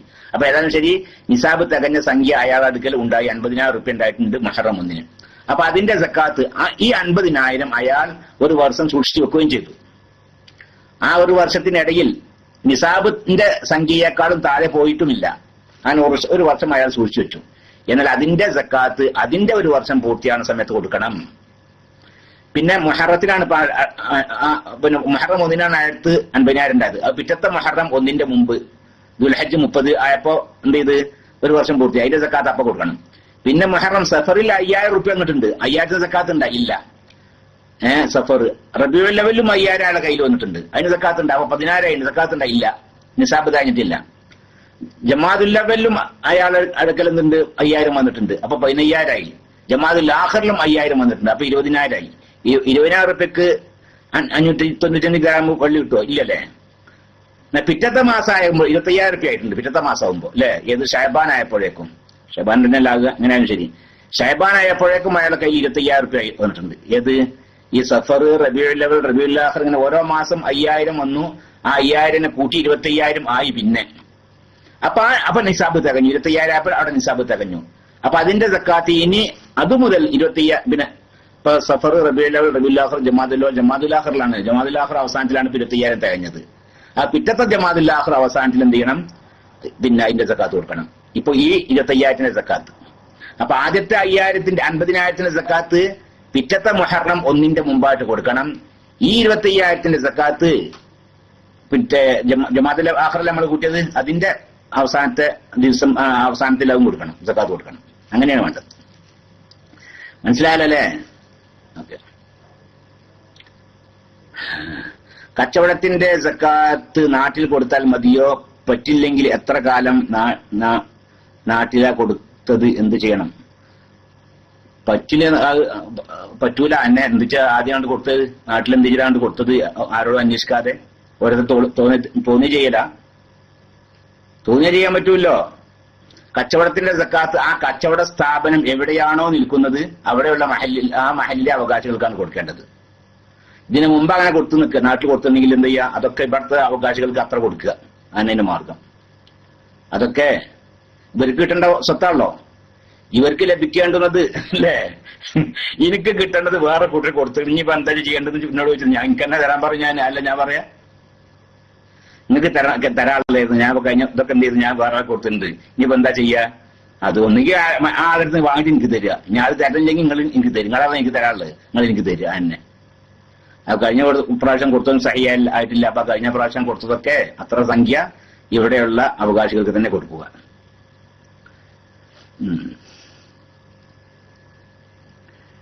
പിന്നെ അൽഹംദുലില്ലാ, എനിക്ക് ഒരു ആൺകുട്ടി കൂടി പിറന്നു. അൽഹംദുലില്ലാ. ദുആ ചെയ്തവർക്കും ആമീൻ പറഞ്ഞവർക്കും നന്ദി. മക്കൾ സ്വാലിഹാൻ ദുആ ചെയ്യുക. നമ്മുടെ അബ്ദുള്ള തോട്ടക്കാട് ഒരു പിയാൻ അടിച്ചാണ് നേരത്തെ.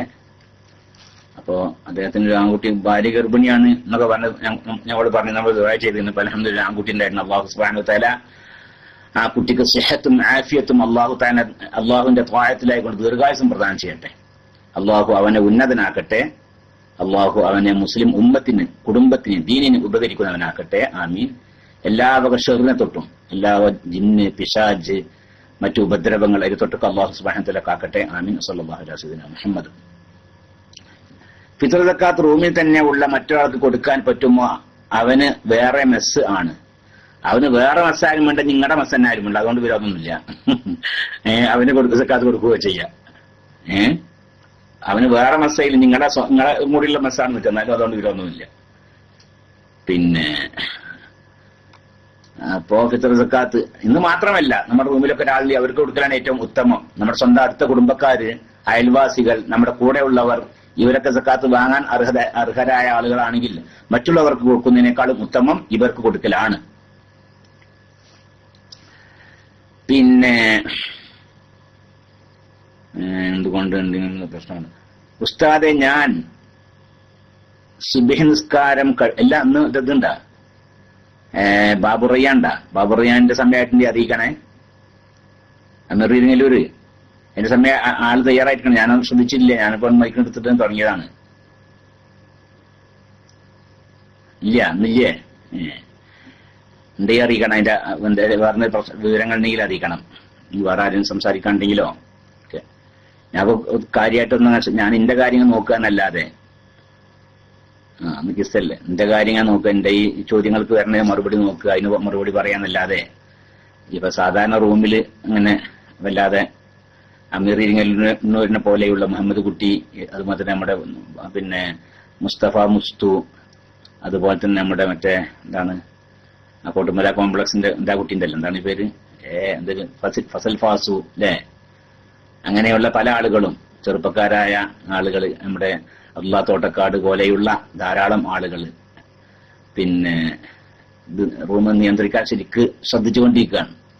അൽഹംദുലില്ലാഹ് അങ്ങനെയുള്ള നല്ലൊരു അവസ്ഥയിലാണ് ഇപ്പോൾ ഉള്ളത്. അൽഹംദുലില്ലാഹ്. അപ്പൊ അതുകൊണ്ട് തന്നെ ഈ റൂമിൽ എന്തെല്ലാം പരിപാടികളാണ് ഇപ്പോൾ നടക്കുന്നതെന്ന് ഞാൻ അത്ര ശ്രദ്ധിക്കാറില്ല. പിന്നെ ഉസ്താദ്, എന്റെ കൂട്ടുകാരൻ ഒരു കുട്ടി ജനിച്ചു. അവന് വേണ്ടി ഉസ്താദ് ദുആ ചെയ്തിട്ടുണ്ട്. അൽഹംദുലില്ലാഹ്.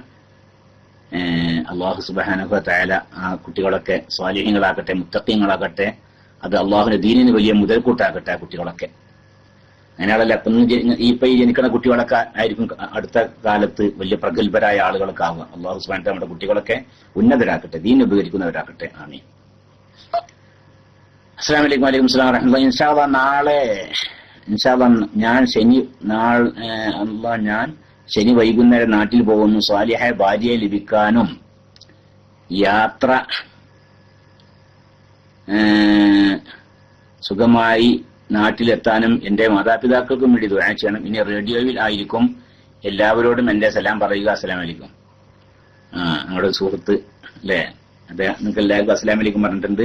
അല്ലാഹു സുബ്ഹാനഹു വ തആല ആ കുട്ടിക്ക് നല്ല സ്വാലിഹത്തായ, സൽസ്വഭാവിയായ, കാണാൻ നല്ല ഭംഗിയുള്ള, നല്ല വിവേകവും തന്റേടും ഒക്കെയുള്ള, കുടുംബത്തെയും ഭർത്താവിനൊക്കെ ശരിക്ക് സ്നേഹിക്കുന്ന, അനുസരിക്കുന്ന, നിങ്ങളുടെ മനസ്സിന് ശരിക്ക് കുളിർമ നൽകുന്ന നല്ലൊരു ഇണയെ നിങ്ങൾക്ക് പ്രദാനം ചെയ്യട്ടെ. അതിൽ അള്ളാഹു ഖൈറും ബർക്കത്തും പ്രദാനം ചെയ്യട്ടെ. ആമീൻ. യാത്രക്ക് അള്ളാഹു റാഹത്തിലും സന്തോഷത്തിലാക്കി തരട്ടെ. മാതാപിതാക്കൾക്ക് അള്ളാഹു അനുഗ്രഹം പ്രദാനം ചെയ്യട്ടെ. ആമീൻ. വസല്ലല്ലാഹു അലൈഹി വസല്ലം. റമളാനിലെ പകൽ നോമ്പുകാരനല്ലാതെ ഭാര്യ ഭർത്താക്കന്മാർ ശാരീരിക ബന്ധത്തിൽ ഏർപ്പെട്ടാൽ പ്രായശ്ചിത്തം ചെയ്യണോ? 60 ഡേ നോമ്പ് പോലെ ഇതൊക്കെ നടന്നിട്ടുണ്ടാവും. അതപ്പോ ഇങ്ങനെ പേടിച്ച് ചോദിക്കണതേ അല്ലേ? എന്താ റംസാനില് നോമ്പുകാരനല്ലാതെ ഭാര്യക്കും ഭർത്താവിനും നോമ്പെന്ന് നോമ്പുകാരനല്ലാതെ ഞാൻ ബന്ധപ്പെട്ട് അപ്പൊ അതിന് പ്രായശ്ചിത്തം കൊടുക്കണമെന്ന് വേണ്ട. ഏതായാലും ശരി, അതിന് പ്രായശ്ചിത്തമൊന്നുമില്ല. കാരണം കൂടാതെ നോമ്പ് മുറിച്ചിട്ടുണ്ടെങ്കിൽ അതേ പേരിൽ കുറ്റക്കാരനാണ് എന്നല്ലാതെ അപ്പൊ ഈ ഭർത്താവ് ബന്ധപ്പെട്ടിട്ടുണ്ടെങ്കിൽ അതിന്റെ പേരിൽ പ്രായശ്ചിത്തമില്ല. കഫാത്ത് കൊടുക്കണ്ട. കഫാത്ത് കൊടുക്കേണ്ടത് എന്താണ്? ജിമായി ചെയ്തുകൊണ്ട് നോമ്പ് മുറിച്ചു. റമദാനിലെ നോമ്പ് സംയോഗം ചെയ്തുകൊണ്ട് മുറിച്ചു. അതിന്റെ മുമ്പ് നോമ്പ് മുറിച്ചിട്ടില്ല. ആ സംയോഗം ചെയ്യൽ മൂലമാണ് മുറിച്ചത്. അങ്ങനെയാണ് ആ നോമ്പ് മുറിഞ്ഞത്. എന്നാലേ കഫാറത്തുള്ളൂ.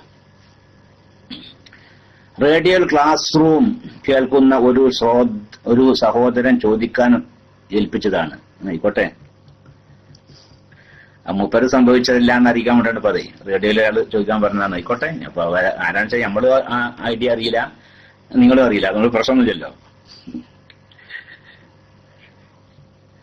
അസ്സലാമു അലൈക്കും. വഅലൈക്കും അസ്സലാം. എന്റെ ഉസ്താദെ, ബാങ്ക് വിളിക്കുമ്പോ ചെവിയുടെ മുകളിൽ കൈവെക്കുന്നത് എന്തിനാണ്? അത് നല്ലതാണ്, സുന്നത്താണ്.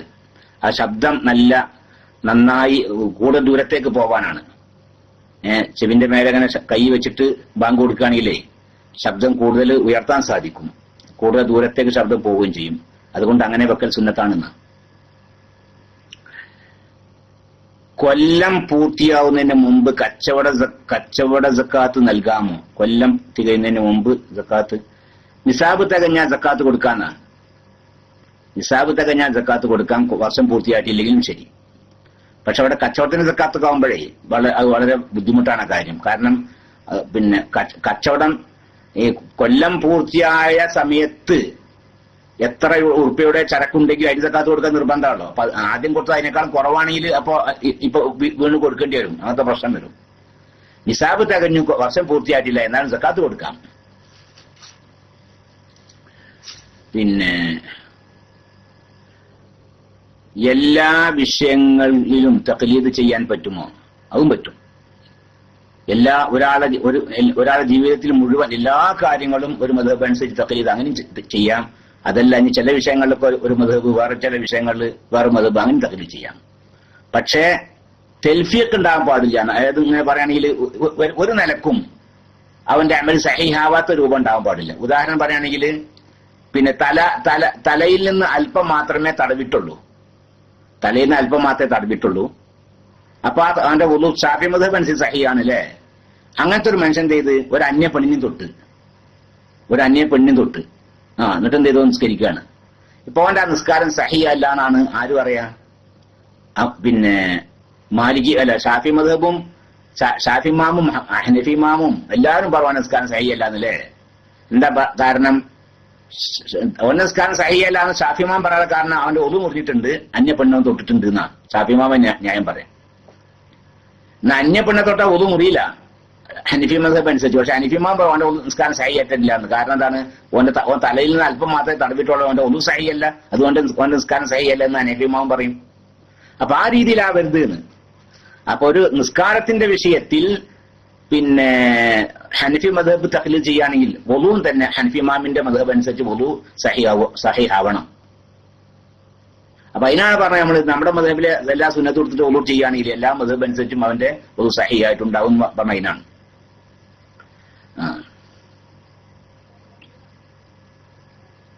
പിന്നെ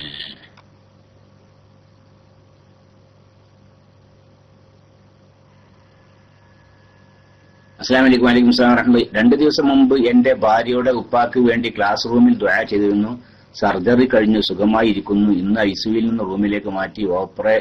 ഓപ്പൺ ഹാർട്ട് സർജറി ആയിരുന്നു. അൽഹംദുലില്ലാഹ്. അല്ലാഹു സുബ്ഹാനഹു വ തആല പൂർണ്ണ ശിഫയും സിഹത്തും ആഫിയത്തും അല്ലാഹു തആല പ്രദാനം ചെയ്യട്ടെ. അല്ലാഹുവിന്റെ ത്വാഅത്തിലായിക്കൊണ്ട് സിഹത്തോടു കൂടി ആഫിയത്തോടു കൂടിയുള്ള ദീർഘായുസ്സ് പ്രദാനം ചെയ്യട്ടെ. ആമീൻ. സല്ലല്ലാഹു അലൈഹി വസല്ലം മുഹമ്മദ്.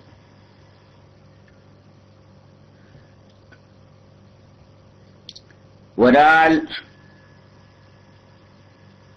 ലക്ഷത്തിന്റെ കുറിയിൽ കൂടി സക്കാത്തിന്റെ കണക്ക് ആയതിന്റെ ശേഷം മുതൽ അത് സക്കാത്ത് കൊടുക്കണോ ആവുകയാണോ? ഉദാഹരണം പറയുകയാണെങ്കിൽ ഒരാൾ 1,00,000 റുപ്യന്റെ സക്കാത്തിലാണ് കുറിയിലാണ് കൂടിയത്. 10,000 റുപ്യാണ് നറുക്കെന്ന് വിചാരിക്കുക. 10,000 റുപ്യാണ് ഒരു നറുക്കിൽ. 10 മാസം കൂടുമ്പോഴാണ് അത് ആയാലാ കിട്ടുക. അല്ല, അതിന്റെ കണക്ക് അങ്ങനെയല്ലേ. 10 മാസം കിട്ടിയാലും സക്കാത്തിൽ 1 വർഷം പൂർത്തിയാവണ്ടല്ലേ? അങ്ങനെ വേണ്ടത് ഇങ്ങനെ ആയിക്കോട്ടെ അല്ലേ? 2,00,000 റുപ്യന്റെ സക്കാത്ത് ആയിക്കോട്ടെ. ഇനി 2,40,000 ആയിക്കോട്ടെ. എന്നാലും ഒരു സുഖം ഉണ്ടല്ലോ അല്ലേ? 2,40,000 ആണ് കിട്ടിയാലും കിട്ടുക. 2 വർഷമാണ് പിന്നെ കഴിഞ്ഞാലാണ് സക്കാത്ത്. അതേ കാലം കൂടുക. ഒരു നറുക്കിന് 10,000 ആണ്. എന്നാൽ ഇപ്പോൾ ആദ്യത്തെ മാസം 10,000 റുപ്യ അടച്ചു അല്ലേ? രണ്ടാമത്തെ മാസം അടച്ചപ്പോ 20,000 ആയി. മൂന്നാമത്തെ പ്രാവശ്യത്തെ 30,000 ആയി. അപ്പൊ നിസാബ് തികഞ്ഞ സംഖ്യക്കുള്ള അല്ലേ അവന് ലഭിക്കേണ്ടുന്ന സംഖ്യ, നിസാബ് തികഞ്ഞ സംഖ്യ മൂന്നാമത്തെ മാസത്തോടു കൂടി അവൻ അടച്ചു കഴിഞ്ഞു.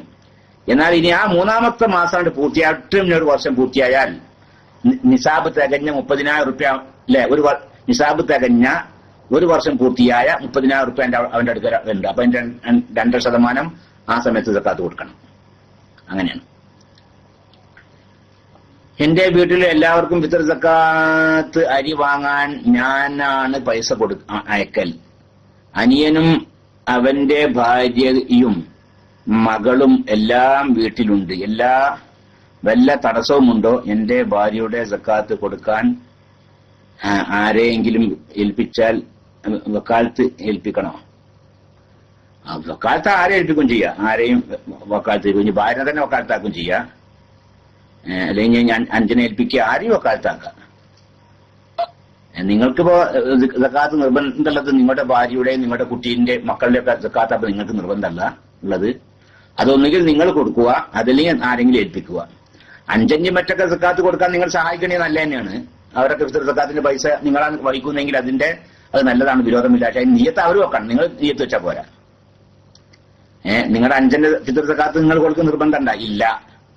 5 സക്കാത്ത് ആരെ കൊടുക്കണം? 5 സക്കാത്ത് 5 കൊടുക്കണം. 5 ഭാര്യന്റെ സക്കാത്ത് 5 കൊടുക്കണം. 5 മക്കളുടെ സക്കാത്ത് 5 കൊടുക്കണം. പക്ഷെ അവരുടെ ആ സക്കാത്ത് കൊടുക്കുന്ന സമയത്ത് നിങ്ങൾ നിയ്യത്ത് വെച്ചാൽ മതിയാ, പോരാ. എന്നാൽ നിങ്ങൾക്ക് അവരെ സഹായിക്കാം. അവരെ സക്കാത്ത് കൊടുക്കുന്ന വിഷയത്തിൽ അരി കൊടുത്തുകൊണ്ടോ പൈസ അയച്ചു കൊടുത്തുകൊണ്ടോ നിങ്ങൾക്ക് സഹായിക്കാം. അതുകൊണ്ട് വിരോധമില്ല. നിയ്യത്ത് അവർ തന്നെ വെക്കണം. അതാ. നേരെ മറിച്ച് നിങ്ങളുടെ ഭാര്യയുടെ സക്കാത്ത് നിങ്ങളാണ് കൊടുക്കേണ്ടത്. നിങ്ങളുടെ മക്കളുടെ പ്രായപൂർത്തിയെത്താത്ത കുട്ടികളുടെ സക്കാത്തൊക്കെ നിങ്ങളാണ് കൊടുക്കേണ്ടത്. അത് കൊടുക്കുന്ന സമയത്ത് നിയ്യത്ത് നിങ്ങളാണ് വെക്കേണ്ടത്. അപ്പൊ നിങ്ങൾ എന്ത് ചെയ്യുക? വക്കാലത്താക്കേണ്ട ആ സമയത്ത് നിങ്ങൾ നിയ്യത്ത് വെക്കുക. അതിൽ ആരെയാണ് വക്കാലത്താക്കുന്നതെങ്കിൽ അയാളെ നിയ്യത്തിന്റെ കാര്യവും ആരത്തിനെ ഏൽപ്പിക്കുക. 5 ആരെങ്കിലും എന്റെ കുട്ടികളെയും പിന്നെ വെള്ളയും ഒക്കെ താത്താന്റെ ഒക്കെ താത്താന്നല്ല മുത്തച്ഛനെ പറയല്ലേ, താത്താന്റെ കുട്ടികളൊക്കെ സക്കാത്ത് കൊടുക്കാൻ അന്നെ ഞാൻ ഏൽപ്പിച്ചിട്ടോ, ആ കൊടുക്കുമ്പോ നീയത്തു ജന്നണ്ട് വെച്ചാളോണ്ടിട്ടാ, അങ്ങനെ പറഞ്ഞാൽ മതി.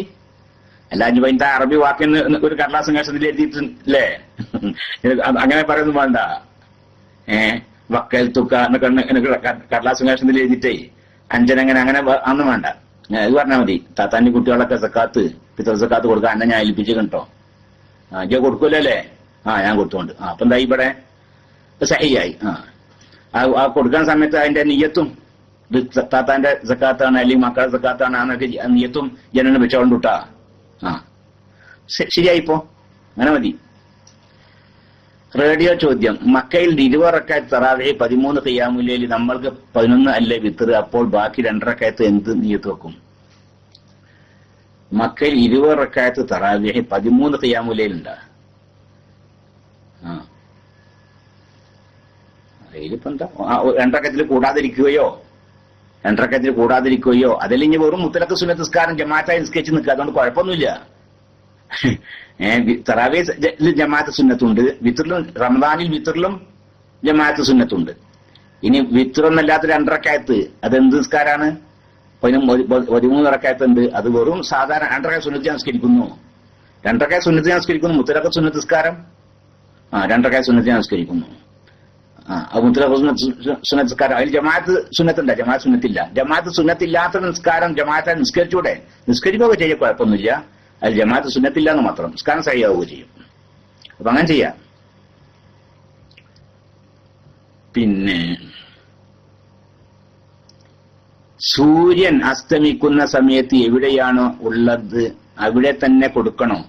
അവിടെ തന്നെ സക്കാത്ത് കൊടുക്കണം. ഫിത്ർ സക്കാത്ത് അങ്ങനെ കൊടുക്കണം. റമദാനിലെ അവസാനത്തെ ദിവസം സൂര്യൻ അസ്തമിക്കുന്ന സമയത്ത് പിന്നെ അവൻ എവിടെയാണോ ഉള്ളത്, അവൻ എവിടെയാണോ അപ്പോൾ മുഖയുമായിട്ടുള്ളത് നട്ടാ, അവൻ എവിടെയാണോ മുഖയുമായിട്ടുള്ളത് അവിടെ സക്കാത്ത് കൊടുക്കണം എന്നാണ് നമ്മുടെ കുറച്ച് മുമ്പ്. അതല്ലാതെ ഒരു സ്ഥലത്ത് ഇങ്ങനെ പോവാണ് നിൽക്കുക, ഒരു സ്ഥലത്ത് ഇങ്ങനെ അങ്ങനെ സാധിക്കുകയാണെങ്കിൽ അങ്ങനെ തന്നെ ചെയ്യേണ്ടത്. ഒരു സ്ഥലത്ത് ഇങ്ങനെ പോവാണ്, ഇപ്പൊ ഇവിടെ നാട്ടിലേക്ക് പോവാണ്, ബോംബെയിൽ എത്തിയപ്പോഴാണ് പിന്നെ മഗ്‌രിബായ സമയത്ത് ബോംബെയിലാണ്. അപ്പൊ സാധിക്കുകയാണെങ്കിൽ ബോംബെ തന്നെ അവൻ സക്കാത്ത് കൊടുക്കുക. എന്നിട്ട് അതല്ലെങ്കിൽ സാധിക്കൂല്ലെങ്കിൽ അവിടെ ആരെങ്കിലും വക്കാലത്താക്കുക, ആരെങ്കിലും ഏൽപ്പിക്കുക. അത് സാധിക്കൂലെങ്കിൽ പിന്നെ വേറെ മാർഗങ്ങളൊക്കെ ഉണ്ടല്ലേ, അതാണ്. സാധിക്കാണെങ്കിൽ അങ്ങനെ ചെയ്യണം. പിന്നെ എന്റെ വീട്ടിലുള്ള എല്ലാവർക്കും നേരത്തെ പറഞ്ഞല്ലോ അല്ലേ, അത് വായിച്ചു നേരത്തെ. പിന്നെ ഇനിയിപ്പോ ഉസ്താദെ, ഒരാൾക്ക് ഒരു പെൺകുട്ടിയെ വിവാഹം ചെയ്യാൻ ഇഷ്ടമാണ്, കുട്ടിയുടെ ഉപ്പയോട് ഫോണിലൂടെ കിട്ടിച്ചു തരാൻ പറഞ്ഞു. തുടങ്ങി, അത് വച്ചതൈക്കാരല്ലേ, അത് ഞാൻ നേരത്തെ പറഞ്ഞു. ഫോണിലൂടെ നിക്കാഹ് സഹിയാകുമോ ഇല്ല, അതിനെ കുറിച്ച് എനിക്ക് കൂടുതൽ അറിയുകയില്ല. അത് ആ വിഷയമായി എനിക്ക് കൂടുതൽ അറിയുകയില്ല. സഹിഹാവുകയില്ല എന്നാണ് ഷാഫിഈ മദ്ഹബിനെ സംബന്ധിച്ച് നമ്മൾ പഠിക്കുന്നത്. ഷാഫിഈ മദ്ഹബ് പ്രകാരം നിക്കാഹ് നമ്മുടെ ബഹുമാനപ്പെട്ട ഉലമാക്കളൊക്കെ ഫത്വ കൊടുക്കുന്നതും അങ്ങനെയാണ്. നിക്കാഹ് എന്ത് ചെയ്യാ, വരനും വലിയും 2 സാക്ഷികളും ആ നിക്കാഹിന്റെ സദസ്സിൽ ഹാജരാവണം എന്ന്. അതിനാ ഷുഹൂദ്, വലിയും വരനും 2 സാക്ഷികളും നിക്കാഹിന്റെ സദസ്സിൽ ഹാജരാവണം. അങ്ങനെയുള്ള നിക്കാഹെ സഹിയാകൂ എന്നാണ് ഷാഫിഈ മദ്ഹബില് ഉള്ളതായിട്ട് നമ്മുടെ ഉലമാക്കളൊക്കെ ആ രീതിയിലാണ് പറയാറ്. ഇനി മറ്റുള്ള മദ്ഹബിലൊക്കെ എന്താന്ന് നിങ്ങൾക്കും അറിയില്ല, മറ്റും ഏതെങ്കിലും മദ്ഹബില് അങ്ങനെ പറ്റുമോ ഇല്ല. ഞാൻ നേരത്തെ പറഞ്ഞല്ലോ, ഇത് നിക്കാഹിന്റെ സമയത്ത് സാക്ഷി ഇല്ലെങ്കിൽ തന്നെ നിക്കാഹ് സഹിയാകും എന്ന് പറയുന്ന മദ്ഹബുണ്ട്, മാലിക്കി മദ്ഹബ് അങ്ങനെയാണ്. എന്ന് മാത്രമല്ല, ഇനി വലിയും വേണ്ട എന്ന് പറഞ്ഞ മദ്ഹബുണ്ടേ. എന്തെല്ലാം ഉണ്ട് ചിലപ്പോൾ ഇരിക്കണേ, എന്തെല്ലാം ഉണ്ട്. നമുക്ക് അങ്ങനെ ഒരിക്കലും അങ്ങനെ ഒരു നിർബന്ധമായ ഒരു അവസ്ഥ വരും ചെയ്തിരുന്നില്ല. ഞാൻ മുമ്പ് പറഞ്ഞിട്ടുണ്ട്, ജർമ്മനിയിൽ നിന്ന് ഒരാൾ വിളിച്ചിട്ട്, അവിടെ അടുത്തൊന്നും ഇസ്ലാമിക് സെന്ററും ഇല്ല, മുസ്ലിങ്ങളൊന്നും അവിടെ ഇല്ല, ഒരു പെണ്ണിനാണെങ്കിൽ ഇവർക്ക് കിട്ടും വേണം, ആ പെണ്ണ് ഇസ്ലാം മതം വിശ്വസിച്ചാണ് അവനെ കണ്ടിട്ട്, ഇനിയിപ്പോ എന്താ ചെയ്യേണ്ടത്? അപ്പൊ അങ്ങനത്തെ പല വിഷയങ്ങളുണ്ടേ. എന്തെല്ലാം ഉണ്ട് ഇപ്പൊ ലോകത്ത് അല്ലെ, ലോകത്തിന്റെ വിവിധ ഭാഗങ്ങളിലുള്ള ആളുകളായിട്ട് ബന്ധപ്പെട്ടുകൊണ്ടിരിക്കുന്ന നമ്മുടെ മലയാളികളായ ആളുകൾ തന്നെ ലോകത്തിന്റെ എല്ലാ ഭാഗങ്ങളിലും ഉള്ള അങ്ങനത്തെ ഒരു അവസ്ഥയിലല്ലേ ഉള്ളത്. തീരെ മുസ്ലിങ്ങൾ ഇല്ലാത്ത അങ്ങനത്തെ അല്ലേ, 1000കണക്കിൽ കിലോമീറ്റർ ഒക്കെ പോയെങ്കിൽ മറ്റൊരു മുസ്ലിമിനെ കാണൂ. അങ്ങനത്തെ ഒരു സ്ഥലത്തെ ഉള്ളത്. അയാൾ ജർമ്മനിയിലൊരു സ്ഥലത്താണുള്ളത്. ആ ജർമ്മനിയിൽ നിന്ന് പിന്നെ അയാൾ നിൽക്കുന്ന സ്ഥലത്തൊന്നും മുസ്ലിങ്ങളൊന്നും ഇല്ല. അയാൾ ആ ഒരു മുസ്ലിം അവന് മാത്രമേ അവൻ അറിയുന്നതായിട്ട് മുസ്ലിമുള്ളൂ. അവൻ അറിയുന്നതായിട്ട് അവിടെ അവൻ മാത്രമേ മുസ്ലിമുള്ളൂ. ഏത് ജർമ്മനിയിൽ ഒരു മുസ്ലിം ഉള്ളൂ എന്നല്ലേ പറഞ്ഞത്. അവൻ പിന്നെ ജോലി ചെയ്യുന്ന അവൻ താമസിക്കുന്ന ആ സ്ഥലത്ത് അതിന്റെ അടുത്ത പ്രദേശങ്ങളിൽ മുസ്ലിങ്ങൾ ഉള്ളതായിട്ട് അവൻ അറിയുകയില്ല. പിന്നെ അവിടുന്ന് പിന്നെ കുറെ കിലോമീറ്ററുകൾ പോകണം, ദൂരം പോകണം. അപ്പോൾ അവിടെ മുസ്ലിങ്ങൾ ആയ കുറച്ച് ആളുകളൊക്കെ ഉണ്ടെന്ന് കേൾക്കുന്നുണ്ട്. അതാ പിന്നെ ഇപ്പൊ രണ്ടാമതായിട്ടൊരു മുസ്ലിമായിട്ട് പിന്നുള്ളത് ആരാണ്? അവനൊരു പെണ്ണിനെ പ്രേമിച്ചു, അവൾ ഇസ്ലാം മതം വിശ്വസിക്കാൻ തയ്യാറായിട്ടുണ്ട്. അപ്പൊ അങ്ങനെ 2 മുസ്ലിങ്ങളാണ് അവിടെ ഉള്ളത് എന്ന്. ഓനക്ക് ഇപ്പൊ അവളെ കിട്ടും വേണം. അവളുടെ അല്ലെ ഇനിയിപ്പോ എന്താ ചെയ്യേണ്ടത് എന്ന് ചെയ്യേണ്ടതൊക്കെ പിന്നെ അതിനൊക്കെ പല മാർഗങ്ങളുണ്ട്. അങ്ങനെ ഞങ്ങൾ ചർച്ച ചെയ്തിരുന്ന വിഷയം. ഞാൻ അയാളോട് അതിന്റെ പറ്റി നമ്മുടെ മതം അനുസരിച്ചുള്ള കാര്യങ്ങൾ തന്നെ പറഞ്ഞത്. അപ്പൊ അതല്ലാത്ത വിഷയത്തെ കുറിച്ച് ചിന്തിക്കേണ്ടതിന്റെ അവസ്ഥ പോലും അന്ന് ഉണ്ടായിട്ടുണ്ട് എന്ന് അറിയാം. പിന്നൊക്കെ ശരിയായി. പിന്നെ എന്താ അൽവാഖ് റൈസിന്റെ ഇത് പിന്നെ ഞാൻ കേൾക്കണ്ടല്ലേ, മനസ്സിൽ മൊഴി ചൊല്ലുന്നു എന്ന് പറഞ്ഞാൽ എന്താണ്? മനസ്സിൽ മൊഴി ചൊല്ലുന്നു എന്ന് പറഞ്ഞാൽ തലാഖാകുമോ? ഇല്ല. മനസ്സിലിങ്ങനെ തലാഖ് എന്ന് കരുതുക, എന്നാലും അതുകൊണ്ട് തലാഖാവൂല. നാവുകൊണ്ട് പറയണം, നാവുകൊണ്ട് പറയണം, എന്നാലേ തലാഖാവൂ. മനസ്സിൽ അവളെ തലാഖ് ചില്ല എന്ന് കരുതുന്നത് കൊണ്ട് തലാഖാവുകയില്ല. പിന്നെ ഒരു സായി എത്ര കിലോ പ്രകാരം? ഒരു സായിനെ 2600. 2600 ആവശ്യമില്ല, 2600 താഴെ വരുള്ളൂ. പക്ഷെ നമ്മൾ സൂക്ഷ്മതയ്ക്ക് വേണ്ടി പറയുകയാണെന്നത് 2600. കാരണം 650 ഗ്രാം ആണ് ഒരു മുദ്ദ്. അപ്പൊ 650, 650, 1300, 1300, 1300, 2600. അത് 2 കിലോ 600 ഗ്രാം ആണ് ഒരു സായി എന്നാണ് നമ്മൾ സൂക്ഷ്മതയ്ക്ക് വേണ്ടി പറയാറ്. സത്യത്തിൽ 2600 ആവശ്യമില്ല, അതിനേക്കാളും കുറച്ച് മതി. പക്ഷെ നീ പോരായി വരണ്ട എന്ന് വിചാരിച്ചിട്ട് 2600 പറയണം. പിന്നെ ഇനി അടുത്തുള്ള സൗദികൾക്ക് സക്കാത്ത് കൊടുത്താൽ ചിലപ്പോൾ അവർ കരുതും കട അവന്റേതാണ് എന്ന് കരുതിയാൽ ബിനാമി എന്ന് പറഞ്ഞ് നിലനിൽപ്പിന് പ്രശ്നം ആകാം. അതുകൊണ്ട് നാട്ടിലേക്ക് കൊടുത്തുകൂടെ സക്കാത്ത്? മനസ്സിലായിട്ടില്ല ചോദ്യം. ആ ചോദ്യം മനസ്സിലായിട്ടില്ല. അടുത്തുള്ള സൗദികൾക്ക് സക്കാത്ത് കൊടുത്താൽ എന്തേപ്പോ സൗദികൾക്ക് തന്നെ സക്കാത്ത് കൊടുക്കണം? അടുത്തുള്ള സൗദികൾക്ക് സക്കാത്ത് കൊടുത്താൽ ചിലപ്പോൾ അവർ കരുതും കട അവന്റേതാണ് എന്ന് കരുതിയാൽ ബിനാമി എന്ന്. മനസ്സിലായിട്ടില്ല ചോദ്യം? മനസ്സിലായിട്ടില്ല. നിങ്ങൾക്ക് സാധിക്കുകയാണെങ്കിലേ മൈക്കെടുത്ത് ചോദിക്കാതെ മൈക്കെടുത്തോളി ചോദിച്ചോളി. ഇത് PM അത് വായിച്ചത് മനസ്സിലാണ്, എന്താണ് നിങ്ങൾ ഉദ്ദേശിച്ചുള്ള കാര്യം മനസ്സിലാണില്ല. അപ്പൊ ഇത്രയും PM ഉള്ളത് അള്ളാഹു സുബ്ഹാനഹു വ തആല ഇതുവരെയും പറഞ്ഞതും ചോദിച്ചതും കേട്ടതൊക്കെ അള്ളാഹു കബൂൽ ചെയ്യട്ടെ. ഇത് അള്ളാഹുവിന്റെ ദീനിനുള്ള ഒരു വലിയ ഖിദ്മത്തായി അള്ളാഹു സ്വീകരിക്കുകയും അതിന്റെ പൂർണ്ണ പ്രതിഫലം നമുക്ക് എല്ലാവർക്കും അള്ളാഹു പ്രദാനം ചെയ്യുകയും ചെയ്യട്ടെ. നമുക്ക് എല്ലാവർക്കും, നമ്മുടെ മക്കൾക്കും, നമ്മോട് ബന്ധപ്പെട്ട എല്ലാവർക്കും അള്ളാഹുവിന്റെ ദീൻ അനുസരിച്ച് ജീവിക്കാനുള്ള തൗഫീഖ് അള്ളാഹു പ്രദാനം ചെയ്യട്ടെ. മക്കളുടെയും ഭാര്യയുടെയും പൊട്ടിയ ആഭരണം സൂക്ഷിച്ചു വെക്കുന്നുണ്ടല്ലോ. സൂക്ഷിച്ചു വെച്ചോട്ടെ. ഭാവിയിൽ ആ പൊന്ന് പെൺമക്കൾക്ക് കൊടുക്കാൻ വെക്കുന്ന അതിന് സക്കാത്തുണ്ടോ? ആഭരണം എന്ന നിലക്ക് ആണെങ്കിൽ സക്കാത്തില്ല. ഹലാലായ ആവശ്യത്തിന് വേണ്ടി ഉണ്ടാക്കിയ ആഭരണമാണ്. എന്നുവെച്ചാൽ ആൺകുട്ടി പെണ്ണുങ്ങൾക്ക് സ്വർണ്ണാഭരണം ധരിക്കല് ഹലാലാണ്. അത് എത്ര ഉണ്ടായാലും സക്കാത്തില്ല. ഞാൻ പൊട്ടി നിൽക്കുക, പൊട്ടി പിന്നെ നന്നാക്കണം എന്നുള്ള നീയത്തിലാണുള്ളത്, എന്നാലും അതിന് സക്കാത്തില്ല. നേരെ വെച്ച് പൊട്ടിയപ്പോ ഞാൻ പിന്നെ എന്ത് കരുതി? ഇനി ഇത് ആഭരണം ആക്കുന്നില്ല, ഇനി ഇതെന്താണ്, ഇത് സൂക്ഷിപ്പ് സ്വത്താക്കിയിട്ട് പാത്ത് വെക്കുകയാണ് എന്ന് കരുതി നിൽക്കുക. എന്നാൽ സക്കാത്ത് കൊടുക്കുകയും വേണം എന്ന് കരുതിയോട് സക്കാത്ത് കൊടുക്കണ്ട. അങ്ങനെ കരുതിയ സ്വത്ത് 85 ഗ്രാം ഉണ്ട്, എന്നാൽ സക്കാത്ത് കൊടുക്കണം. ആഭരണം പൊട്ടി കേട് വന്നിട്ടുണ്ട്, ഇനി ആഭരണം എന്താക്കാൻ ഉദ്ദേശിക്കുന്നില്ല, അത് ആഭരണമായി ഉപയോഗിക്കാനല്ല കരുതുന്നത്. പിന്നെയോ അത് സൂക്ഷിപ്പ് സ്വത്തായി സൂക്ഷിച്ചു വെക്കാനാണ് കരുതുന്നത്. അങ്ങനെ കരുതിയ സ്വത്ത് 85 ഗ്രാം ഉണ്ട് താനും. എന്നാൽ ഒരു വർഷം പൂർത്തിയായാൽ 2% സക്കാത്ത് കൊടുക്കണം. അല്ല എങ്കിൽ സക്കാത്ത് കൊടുക്കണ്ട. എങ്ങനെ എല്ലാമെങ്കിലാണ് എങ്ങനെ? അതിന് കുറച്ച് കഴിഞ്ഞിട്ട് നന്നാക്കണം എന്നാ കരുതണത്. ഇപ്പൊ നന്നാക്കണമെന്നില്ല, ഒഴിവുണ്ടാകുന്ന സമയത്ത് എന്ത് ചെയ്യണം? വീണ്ടും നന്നാക്കിയിട്ട് അത് അങ്ങനെ കരുതുന്നത്. എന്നാ സക്കാത്ത് കൊടുക്കും വേണ്ട. എന്ത് കരുതിയാലും വലുതായിട്ട് വേറെ വലിയ മാലുണ്ടാക്കിയാലും വേണ്ട. അപ്പൊ അങ്ങനെ തന്നെയാണ് അല്ലേ? അപ്പൊ ഒന്നും കരുതാഞ്ഞാൽ മതിയായി. അപ്പൊ ഒരു സൂക്ഷിപ്പ് സ്വത്തായിട്ട് കരുതണ്ട. അതെന്ത് ചെയ്യണം? ഇനി സൗകര്യപ്പെടുന്ന സമയത്ത് അത് ഇനി നന്നാക്കണം. എന്നാ സക്കാത്ത് വേണ്ട. അതേ സമയത്ത് അതല്ല ഇനി ഉദ്ദേശിക്കുന്നത്. അത് വെറും ഒരു സൂക്ഷിപ്പ് സ്വത്ത് എന്ന നില മാത്രമാണ് ഉദ്ദേശിക്കുന്നതെങ്കിൽ അത് 85 ഗ്രാം ഉണ്ട് എങ്കിലും സക്കാത്ത് കൊടുക്കണം.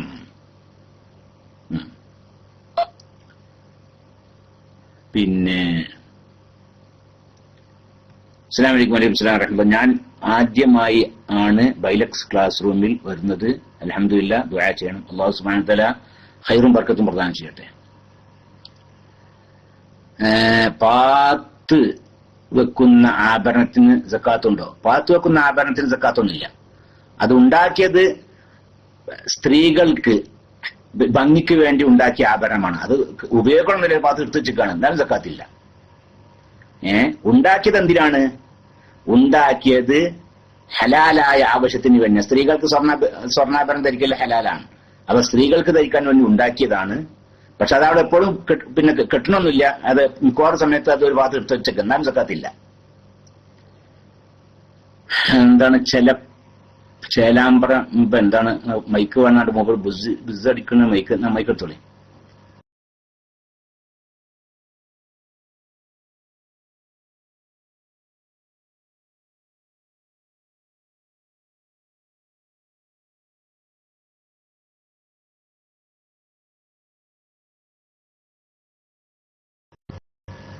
നിങ്ങൾ മൈക്ക് എടുത്തോളൂന്ന് മൂപ്പര് DM ചെയ്ത് മൈക്ക് വേണമെന്ന് ആവശ്യപ്പെട്ടിട്ടുണ്ട്. നിങ്ങൾ പറഞ്ഞ കേൾക്കണ്ട? അവിടെ ഇല്ല ആള്. അദ്ദേഹത്തിന് ടെക്സ്റ്റ് ഡോട്ടൊന്നും ചെല്ലാം ഇല്ല, ഒരു ഡോട്ടും ഇല്ല. ഞാനീ പറഞ്ഞ നിങ്ങൾ കേൾക്കണ്ട? അദ്ദേഹത്തിന്റെ മറുപടി ഇല്ല. എന്നാ ഞാൻ അടുത്ത ആള് മൈക്ക് എടുത്തോളി.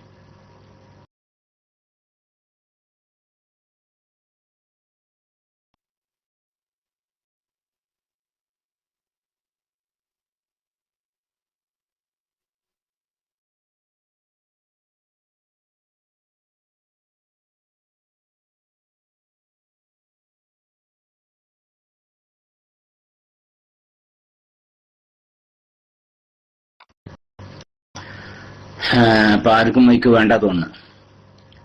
അപ്പൊ ഏതായാലും ശരി, ഇനി ഇത് അവസാനിപ്പിക്കാം. അല്ലാഹു സുബ്ഹാനഹു വ തആല അവന്റെ ദീനനുസരിച്ച് ജീവിക്കാനുള്ള തൗഫീഖ് നമുക്ക് എല്ലാവർക്കും പ്രദാനം ചെയ്യട്ടെ. ഈ വിശുദ്ധ റമളാൻ അനുകൂലമായി സാക്ഷി നിൽക്കുന്നവരിൽ അള്ളാഹു നമ്മെ എല്ലാവരെയും ഉൾപ്പെടുത്തി തരട്ടെ.